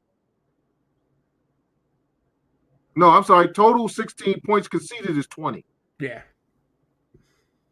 I knew that time. I just looked at it. Double-digit turnovers again. I'd be willing to bet Brunson has at least 5 to 7 of those turnovers by himself. Jalen Brunson has 3. Okay, 3. I said 5 to 7. Josh Hart has 5. But how many of them turnovers is fatigue though? Like they still playing like damn near 40 minutes a game. With the fatigue at this point, because Jalen Brunson had the opportunity when Mikal Bridges said earlier this year, a guy, by the way, who has played in every single game of his entire NBA career, when he came out and said, maybe we should play some bench guys. Jalen Brunson was crickets. He said nothing. He had nothing to say. Because, see, Tom Thibodeau playing him 40 minutes a night benefits him because he's dribbling the ball for 40 minutes a night. He don't care if nobody else plays. He don't care if the team win or don't win. His father damn sure don't care because he's the lead. He's not the lead assistant, but he has more power than any other assistant on the team. Tom Thibodeau has to go.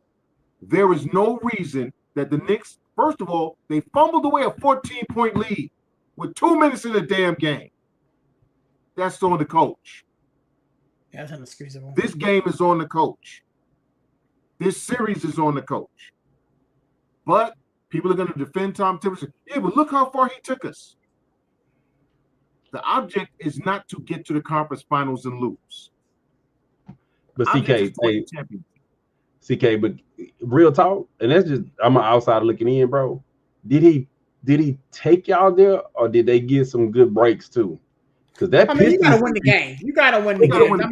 I'm just saying you gotta win the game, but because everybody has breaks along the way. Yeah, I'm saying everybody do, but I didn't think it was coaching that got them there. I think that it was the breaks, and it was just they have talent. They have talent, and it was. Let me ask you a question. Somebody's got to coach the damn talent. Do you think Tom Thibodeau is a better coach than the dude in Boston? No, but I'm saying that we all know that Boston was the Walking Dead, but that Piston series, bro, could have easily took out the Knicks. Yes, but that series was lost due to coaching. Yeah, but I'm saying if the Pistons had a better coach, do you think Bickerstaff did what he could? First and foremost, like that. Okay, ho. That should have been a foul shot, because Josh Hart hit him. That would have ended the game. So there was some other things that took place. But again, sometimes you got to get lucky. You do during this run. You know what though? But JB Bickerstaff is a young coach. He'll get better. He'll learn. Hopefully, okay. He took that team as far as he could. See, it's a combination. I'm never going to say outside of Rick Carlisle, that a team succeeded in spite of the coach. Okay? There are teams that have succeeded in spite of their coaches. Take any Larry Brown coach team. Those teams literally succeeded in spite of Larry Brown because all he did the entire season was try to trade everybody. Right? So there are teams. This Knicks team did not succeed in spite of Tom Thibodeau. They achieved as much as they could because of Tom Thibodeau, but they also are limited because of Tom Thibodeau. There's a ceiling with him as a coach. There is a ceiling with him. The offense is ridiculously predictable. The defense is ridiculously predictable. So at a certain point, you're just wearing people down because you're playing your guys more minutes than they're playing their guys. So when their guys get tired, your guys are still mentally sharp because you're used to being physically fatigued. Yeah, but it's one of the things to me too. Is like, man, like the Knicks, to me, like I said, I feel like they didn't win because collectively as a team, I'm put like that. When you look at the talent, when you look at did they get the breaks, did they have the right coaching moves? It seemed like to me like they got this far because they got some breaks in that Piston series. And they had more outlasted talent. They a better team. They had more talent. Boston was basically walking dead. And Yes. then when Tatum went out. But then it's like for me now. Boston was down 0-2 before that even took place, though. Right. Yeah, but they was already. But even before that, Porzingis wasn't playing. Porzingis was playing like 8 minutes a game. You knew Wisconsin wasn't all the way back. Holiday wasn't all the way back. Indiana's about to blow this. Okay, but I can't control what goes on with your team. I can only play the yeah. That's what I'm saying. Put in front of No, I'm just saying. I just think that this team has gotten this far because of the amount of talent and because of some of the breaks, not because Tom Thibodeau has gotten them there. I haven't seen him make like some crazy lineup adjustment. The only adjustment he made was that he benched Hart the other day. That was it. But that was one move that he made. There's a ceiling with him as a coach. There's a ceiling.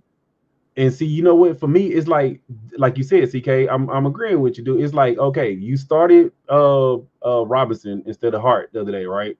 So you know what Rick Carlisle is going to do. He's going to make an adjustment. Mm-hmm. So that means you need to make an adjustment. No, he's not going to make that adjustment. He's going to run out the same. That was his one adjustment. Yeah, that was his one adjustment. He's not gonna counter move you. So it just, like I said, to me is one of the things to. If you look at the Knicks team on paper, like, dude, they are actually the more talented team than the Pacers, dude. This was a series that they should have won in 5 games. I'll put it like this: if you gave this team to Eric Spoelstra, Greg Popovich, hell, Adrian Griffin could have won with this team. We saw what he did with a Milwaukee team. We had a team full of players that didn't even like him. He was 30-13. And still Budenholzer. Yeah. Budenholzer. I'll say Frank Vogel. I think you know what? Mike Woodson could win a championship with this team. Dude, and like I say, bro, it to me it's like one of the things, like I said, it's it seemed like they were getting the breaks. It doesn't seem like it was because of Thibodeau. Now, I don't know if they lose this, man. You know, CK, you the Knicks fan, man.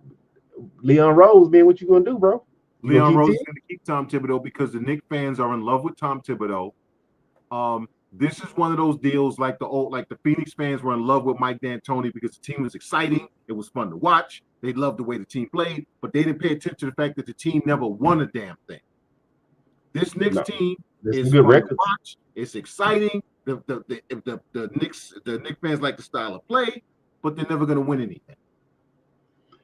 I mean, see, you know what? That's one of the things when it comes to coaching for me. You know, you have these coaches that, like you said, like a D'Antoni. You have a guy like a Tibbs. They have good records. They have winning teams, but are they championship level coaches? And but some coaches are not. What does the fan base want? I mean, you know, the Knicks was down for so long. I think right now they'll take what they're getting right now. Exactly. And that's the thing we keep hearing though. Like, you don't understand how long it's been since we got there and blah blah blah. So we're gonna party in the city and this, that, and the third. And I'm like, yo, Dude, they were literally telling telling championship for beating Boston. not when you get there. Dude, that wasn't even to go to the finals, bro. No. Exactly. The conference finals. I'm like, dude, are they that starved that they will celebrate going to a conference championship? Not even winning it, but just going there. They might even pull this game out. They might even win this series. I don't think they will. But if they do, I'm not going to move off this square. I don't believe in Tom Thibodeau. I do not believe in Tom Thibodeau. I said it last week. Remember, I said it. I said, dude, I think it's going to come down to coaching. And I was the one who picked the Pacers. I was but see, I don't think it comes down to coaching. I think it comes down to the one thing about this team is that basically they will just outlast you. Dude, but that's the thing, dude. This is why I say I remember I said, dude, because Rick Carlisle has actually won a championship. He's made some of those pivotal moves. Tyrese Halliburton and those guys are going to make some stupid mistakes. That's why this game is now single digits. And that's when he always free throws. And that's when he'll call a timeout. Well, Tibbs just let him play. Tyrese Halliburton's a clown. I mean, he's going to do something stupid. He is. I'm not even watching the game. And I'm telling you right now, Tyrese Halliburton is going to make a dumbass play. You gotta live and die. You gotta live and die with Halliburton, bro. You gotta live and die with him. He makes stupid stuff and then he make amazing plays too. But that's my point. Is what this Knicks team does is they outlast other teams. No, it's not. It's not because Tibbs is making some great coaching move, but that's fine. There's been many teams like that. That Detroit Pistons team with Ben Wallace and Tyshawn Prince and Chauncey Billups. Rip Hamilton. They bludgeoned you. It wasn't no skill or great coaching moves. It was, we're just going to wear on you. We're going to lean on you until you make a mistake. And then we're going to capitalize on the mistake. But see, this is where I kind of disagree a little bit. And we don't know who the game actually has gotten title. But see, this is where I'm, like I said, dude, I'm not a big Tibbs fan, dude. I get it. He's a good coach. Like I said, maybe he remind me of too much of D'Antoni, and everybody know how much I strongly, very, very, very strongly do not like no D D'Antoni. Very, very, very much. He the reason why they play the way they play now. But Don Nelson. We both of them, all of them guilty. But he's the one that has the most. The one that coached the Rockets is the one I had the most disdain for. Dude. That's Mike. It's Mike, bro. So I'm gonna put it like this, dude. For me, like I said, it's like when you watch this game, right? The Knicks, yeah, they capitalized the other day and they won the game. But it's like every game you watch, they are still playing the Pacers style of game. Why would you want to play your opponent's style of game? Why? Bro, again, that comes back to there's a limit with this coach. But the team, like I said, this team can win. It is what it is. I don't think they will. I hope they do. I don't think they will. But Tom Thibodeau, as much as I want him fired, is not going anywhere. Dude, you know what this should remind me of? This should remind me of Tyreek Hill, right? Tyreek Hill. You keep saying you the cheater. You want to race everybody. You want to do this and this. Tyreek, you are football fast. You're trying to run against track stars. You know what's going to happen? I want to see the race, though. They're going to dust him. He's never going to race. They're going to dust him. He's never going to race. Dude, and because you know what? The Dolphins won't let him do that. They're not and you know why? They'll pull a hamstring or something like that. Yeah, but you know why he won't do it too? Because he keep changing it too. He keeps saying, "Oh, let's run a 40. Let's run a 50. Let's." Dude, if you that fat, run the 100, bro. No, he's changing it because the team, every time he thinks he got some sort of team tells him, "Now we already told you can't do that." I don't know why you keep thinking you can. But this is the thing is like with this game, bro. It's like the Knicks are trying to outrun a track star, and your team ain't built for that. You know what happened when you get into a track meet with guys who playing 40 minutes a game? The problem is they may run out of gas. You could play like that if you actually played your bench. Yes, you could. And that's why the Pacers play like that, because they play their bench.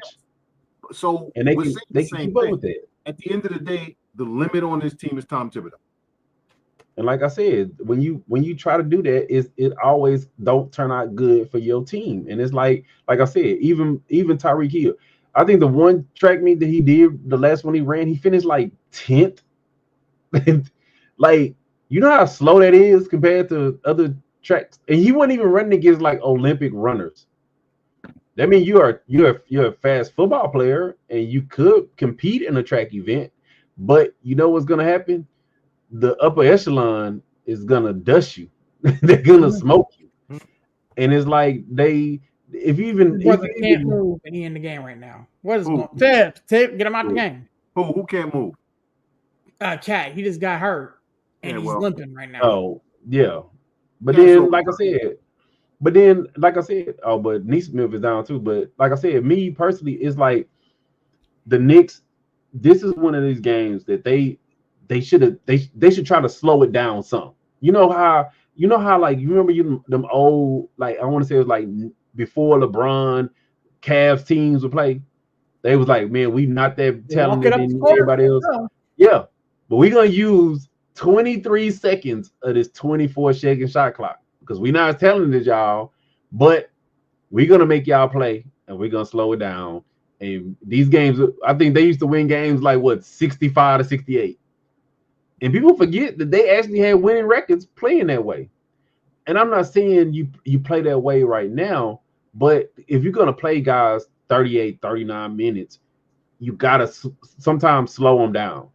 Slow the game down a little bit, grind it down a little bit. Don't try to keep up this pace with the Pacers because the Pacers, they playing 8 deep?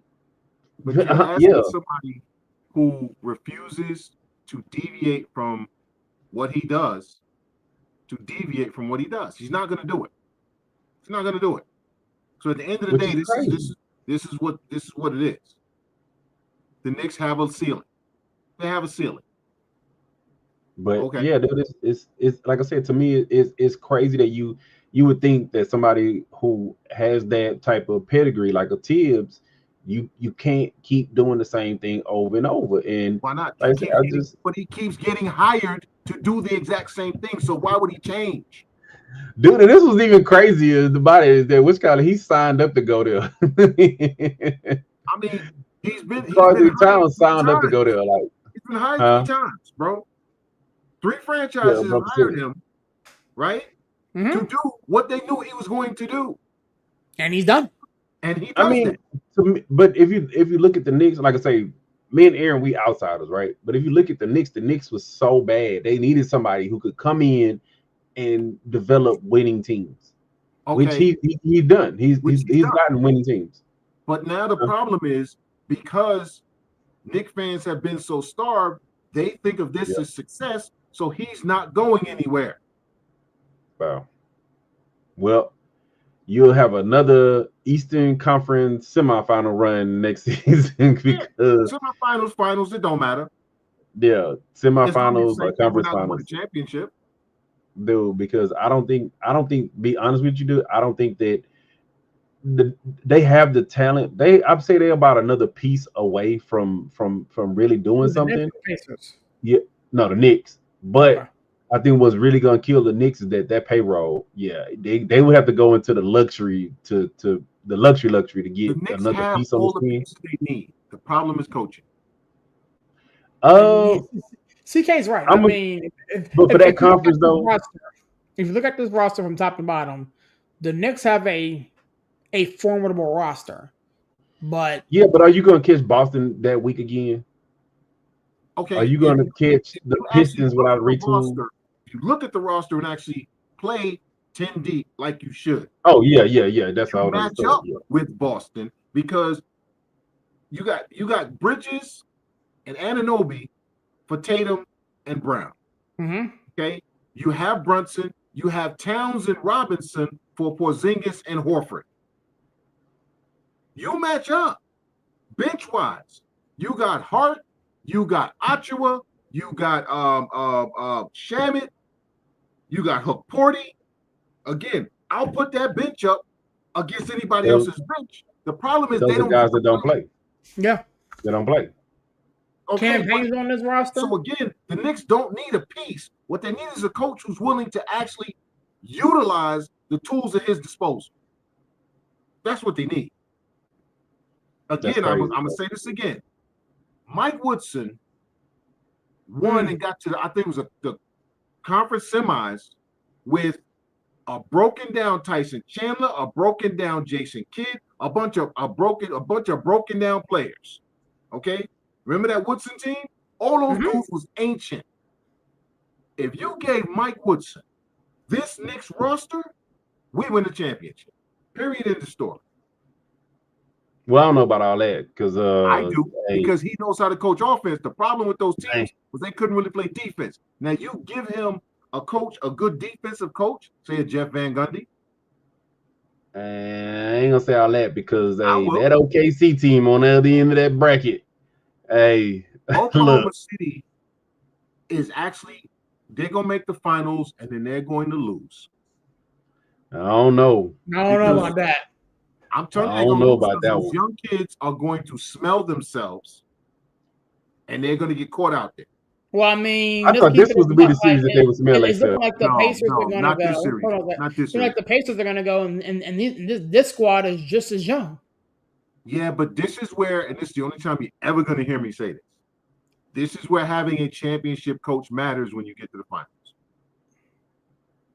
Yeah, I can see that, but I honestly I want to see a team call out compliments. I want to see a team win that ain't never won it. That's why I was kind of looking forward to like. You have one team that's never won anything. And you have a team with a coach who has won. Yeah, that's what I'm saying. I would rather see OKC Pacers. That's just me at this point. As a Rockets fan, nobody wants to see Oklahoma City, Indiana. Nobody wants to see that. Nobody wants to see that. That would tank ratings, bro.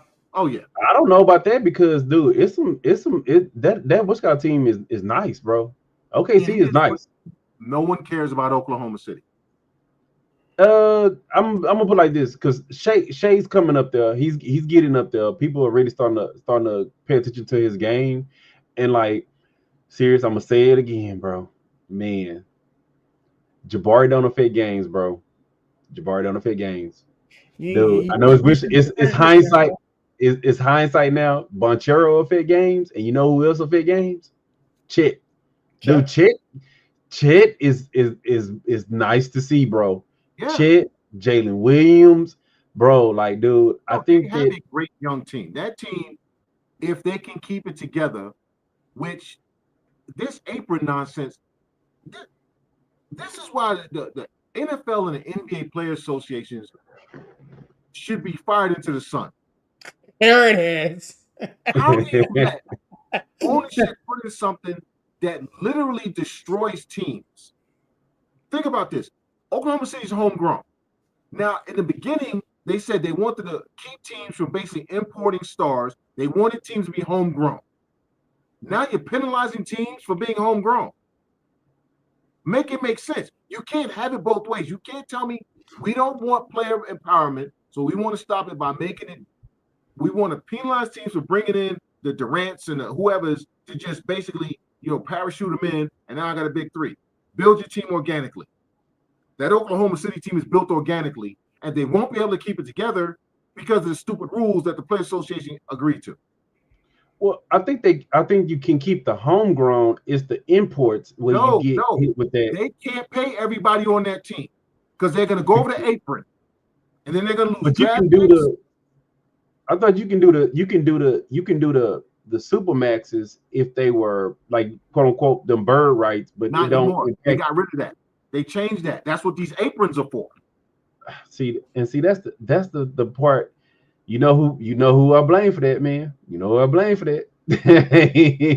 We ain't gonna say his name, man. We just gonna say who he is. No, we're gonna blame the players about that dude no more. To it. There you go. But you start creating these super teams, and then you know what? Everybody else want to start creating these super teams. Okay, and you said you want to make it homegrown. Well, these aprons basically are going to hurt Oklahoma City. It's going to hurt Detroit. It's going to hurt San Antonio. All of these teams that are homegrown, you're going to destroy these teams. So guess where these guys are going to go? They're going to go somewhere else, and now that team has a super team. And then you say, but we don't want super teams, but you're literally making it so you have to have a super team. Well, I think that I'm gonna just say this. I'm hoping that they go back and renegotiate some stuff because, like, say if I drafted 5 superstars and I need to pay all 5, you should not be penalized for that. You should exactly. Now, like I said, I'm not a fan of the whole like, oh, I want to go play with these guys to ring chase and all this. I'm not a fan of that, bro. I'm not a fan of, you know, quote unquote these secret meetings about trying to put together teams to chase rings. I'm not a fan of that. Always ring chased. But if you, I know that, but I'm just saying I'm not a fan of it. But if you're a guy, why did Moses go to Philadelphia? You ring chasing, dude. Like I said, I don't care. No, that's not true. He went there to help Doc get a ring. Yeah, but I'm just saying that's still the same thing. He needed one too. So, like I said, I'm not a fan of it. Guys been doing it, but I'm just not a fan of it. They've been doing it as long as the NBA's been around. It's always been done, dude. Why you think Clyde came to Houston? He signed off on that to come to Houston. He wanted to get his ring. He wanted to get that ring. Wound up wherever the hell he wanted. Didn't Barkley wind up in Houston at one point? Yeah, he was in Houston too. Like, I get it. Dudes do it because they chase. I'm not a fan of it. Like I said, I'm just not a fan. Like, people talk about, you know, the Jordan era, but most of that team was homegrown. Most of the team was homegrown. No, the only implant on that team was Dennis Rodman. No, not true. Nope, not at all. Well, I mean, Ron Harper, people didn't really know Ron Harper like that before he came in. Okay. He was with Cleveland. Their big Bill Cartwright came from the Knicks. But Bill Cartwright was not like no Bill superstar. Cartwright was an all-star with the Knicks, bro. Miss me with that one. Horace Grant came from Orlando. He was Horace Grant was an all-star player who was a double-double, a walking double-double. Yeah, he went to Orlando, that's right. Before he went to Chicago. When he went to Chicago, he became basically a defensive specialist, and he subdued his game. Bill Cartwright was an all-star. Yeah. But he was old then. He was way older. He wasn't old. He was not old when he got to Chicago. He was not old. Dude, but I don't look at Bill Cartwright like adding another star player to your team, bro. I just don't. Okay, you might not, but he was a star player who went there and subjugated his game. But that's not like, to me, that's not the same to me. That's not like I said, 4 dudes getting together and have a meeting and say, "Oh, we're gonna put together this team because I can't beat Boston." I'm not a fan of that. Why is it okay for organizations to build super teams but not players? Because that's your job as a GM. That's your job. And my job as a player is to maximize my career. Yeah. So that's why you don't take pay cuts. You don't take pay cuts to go play on. My job is to maximize my career. I want to be in the Hall of Fame and I want rings. So my job is to do everything I can for me as an independent contractor to go win. And if that means I got to go have a secret meeting with 75,000 people so I can get where I got to get, then that's what I got to do. I'm not a fan of it, bro. I'm a fan of you destroy your opponent. For the boss to do it. It's not the boss. It's the GM. If you're the GM, you do your job as a GM. Because we all talk about horrible GMs every day. Manager would be the boss. We talk about horrible general managers all the time. They're still in charge. Yeah, but how many general managers are not good at doing their job? We just talk about all the time about these GMs and they need one piece. Okay. So and they don't go get the one piece. If I have a terrible general manager, my job is to enhance my career and go have a secret meeting so I can get the hell up out of there. But then this is the fallout from it. So now they done created these luxury taxes that teams can keep their homegrown stars. And I don't like it because, like I said, I feel like, man, like, dude, you just said you don't want to see OKC, but Sam Presti has actually pulled some amazing moves to me as a GM, bro. Okay, twice. He really has. Yeah. Huh? This is the second team he built that they're not going to keep together. Yeah, now he needs to get over that hump. But dude, literally, like, that's what I was saying. People don't realize that team is that good, that young, but at the same time, they're still sitting on like 3 draft classes. Still sitting on it. Like, that's, to me, as a GM, that's GM doing his job, a good GM. We see these teams like, dude, you're a Knicks fan. That was the problem. That was the problem with the Knicks for years because Nolan. Like, but he would always be the guy to be like, oh no, cut this player. No, trade for No. this. He was too hands on He still and is. not letting He still is. it, to a certain degree. To a certain degree. But he's gotten some good people in to make good moves. Yeah, well, we'll see. I don't believe in Leon Rose either, but I'm gonna say this: John Halliburton should not have been allowed to be at that game. Yeah. But I'm gonna put it like this, right? And I'm gonna just say this, CK. Before Leon Rose got to the Knicks, do they make the trade to get what's his name from the Knicks? Who? Brunson? No, from the Nets. I forgot. Bridges? Yeah, Bridges. I don't think they would have. They wouldn't have gave up 5 draft picks, no. Yep. But they would I don't have think made they the trade. would they have made the cat trade? I don't think they would have. Absolutely. A big name like that? Oh, absolutely, they make that trade. Yeah, I don't know. I'm gonna say iffy. Big game hunters. Actually, the Bridges trade wouldn't have happened because he wasn't a big enough name. But the cat would have. What they would have done was they would have gotten Siakam and Anunoby because Siakam was the name, and they certainly would have made the Karl Anthony Towns trade because Karl Anthony Towns was the name. The Knicks have always traded for names. Now, whether those names were in their prime or not didn't seem to matter. Usually, they were well past their prime. I think that the Siakam price tag was a little too high for them, especially if they had already made the trade. No, they when they made that trade, they were supposed to trade for both of them. That was the initial. I thought it was always Princess and because Siakam, they wanted more for Siakam. No. The initial trade was Anunoby and Siakam, but the Knicks didn't want to pay. Yes, the Siakam would have cost them a little more, and they weren't willing to do it. And those players they weren't willing to put in their trade, they wound up either releasing or trading away anyway. Because they would have had to pay Siakam. Because remember, he was on that last year. Yes, but you know what? If we had Pascal Siakam and Anunoby, we'd beat Indiana right now. But then you might not have had Towns because do you think Nolan would have went that far into the luxury? Have who? Towns? Oh hell yeah! No, I'm talking about Towns and Siakam because then you would have been paying Brunson, you'd have been paying Bridges, you'd have been paying. No, but see, we wouldn't need Bridges. We wouldn't need Bridges because you'd have Siakam, but you still would have to go get Karl Anthony Towns.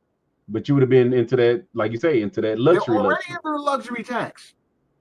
But you'd have been in that luxury, which is crazy. But bro, Dolan pays the tax. He don't mind paying the tax. Now he usually has paid the tax for players that he had no business paying for, but he's always paid the tax. Like I say, dude, but I want to see OKC. I think that game after last night, I think that was the nail in the coffin, dude. OKC got some nice pieces over there, dude. I think that's going to be an underrated series just because, like you said, people want to see Halliburton because if you notice, like this dude is taking on like a villain role now. It's like you said, people want to see him do the boneheaded stuff, or people want to see his dad do something stupid, or it's like Halliburton started taking on that role when he didn't play much for the last summer. That's what I'm saying. But like he's been that guy that people want to either come and cheer him because he's doing something amazing, or they want to come and see him fall on his face and somebody beating the brakes off of him. Yeah, because he's a moron. But the reason I don't want to see that series is because it's going to be a bunch of 30-point blowouts. I think we're gonna get some 145 games. Oklahoma City's gonna beat the brakes off of the Pacers. It ain't gonna even be close. I don't think it is either. Because them dudes play D. They got like 8 dudes who all play D. It might be 4-1. All them dudes play defense. I think it's a 4-game sweep. Easy. No. And then Rick Carlisle will get them 1. He'll get them 1. But dude, real talk, dude. That's why I like that team. Because that's one of the few teams that you see nowadays that go 7-8 deep and an 8 man on the bench play D. Like he a starter. That's why he may not score 5 points, but he's gonna play D.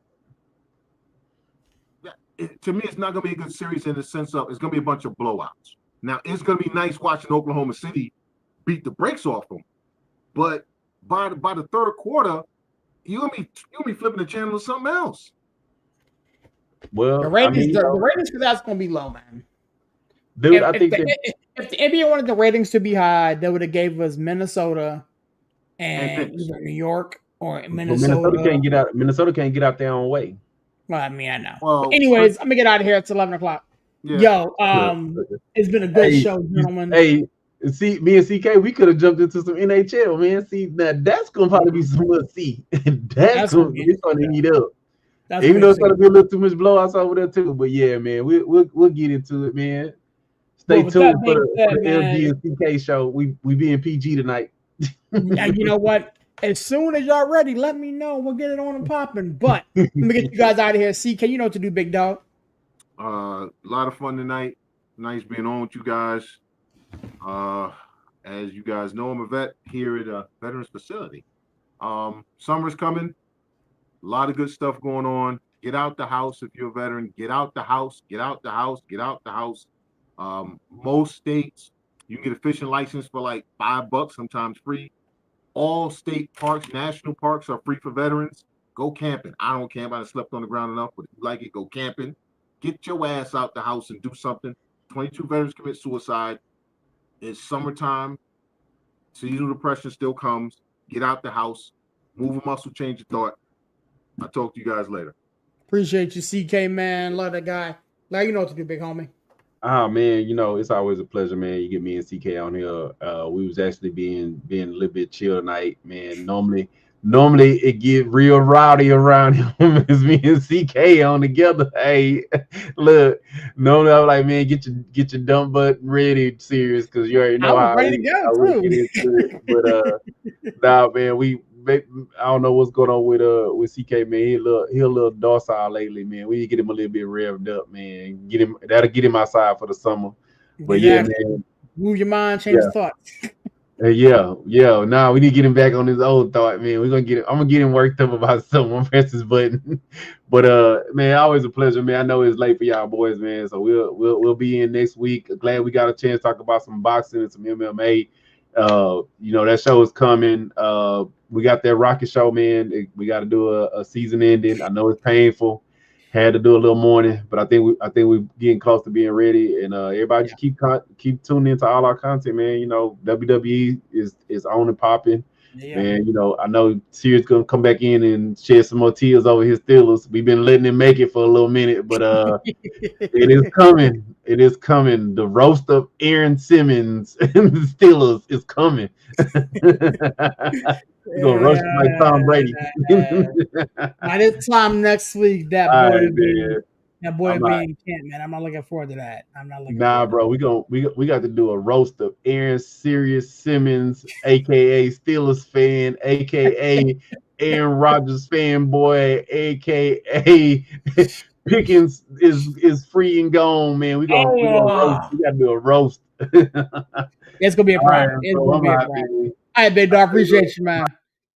Man, it's your boy Sirius repping now 412 and the 703, man. Such a privilege and a pleasure doing this show with you guys, man. A couple things of note. Next week, this show will be moved from Tuesday to Wednesday.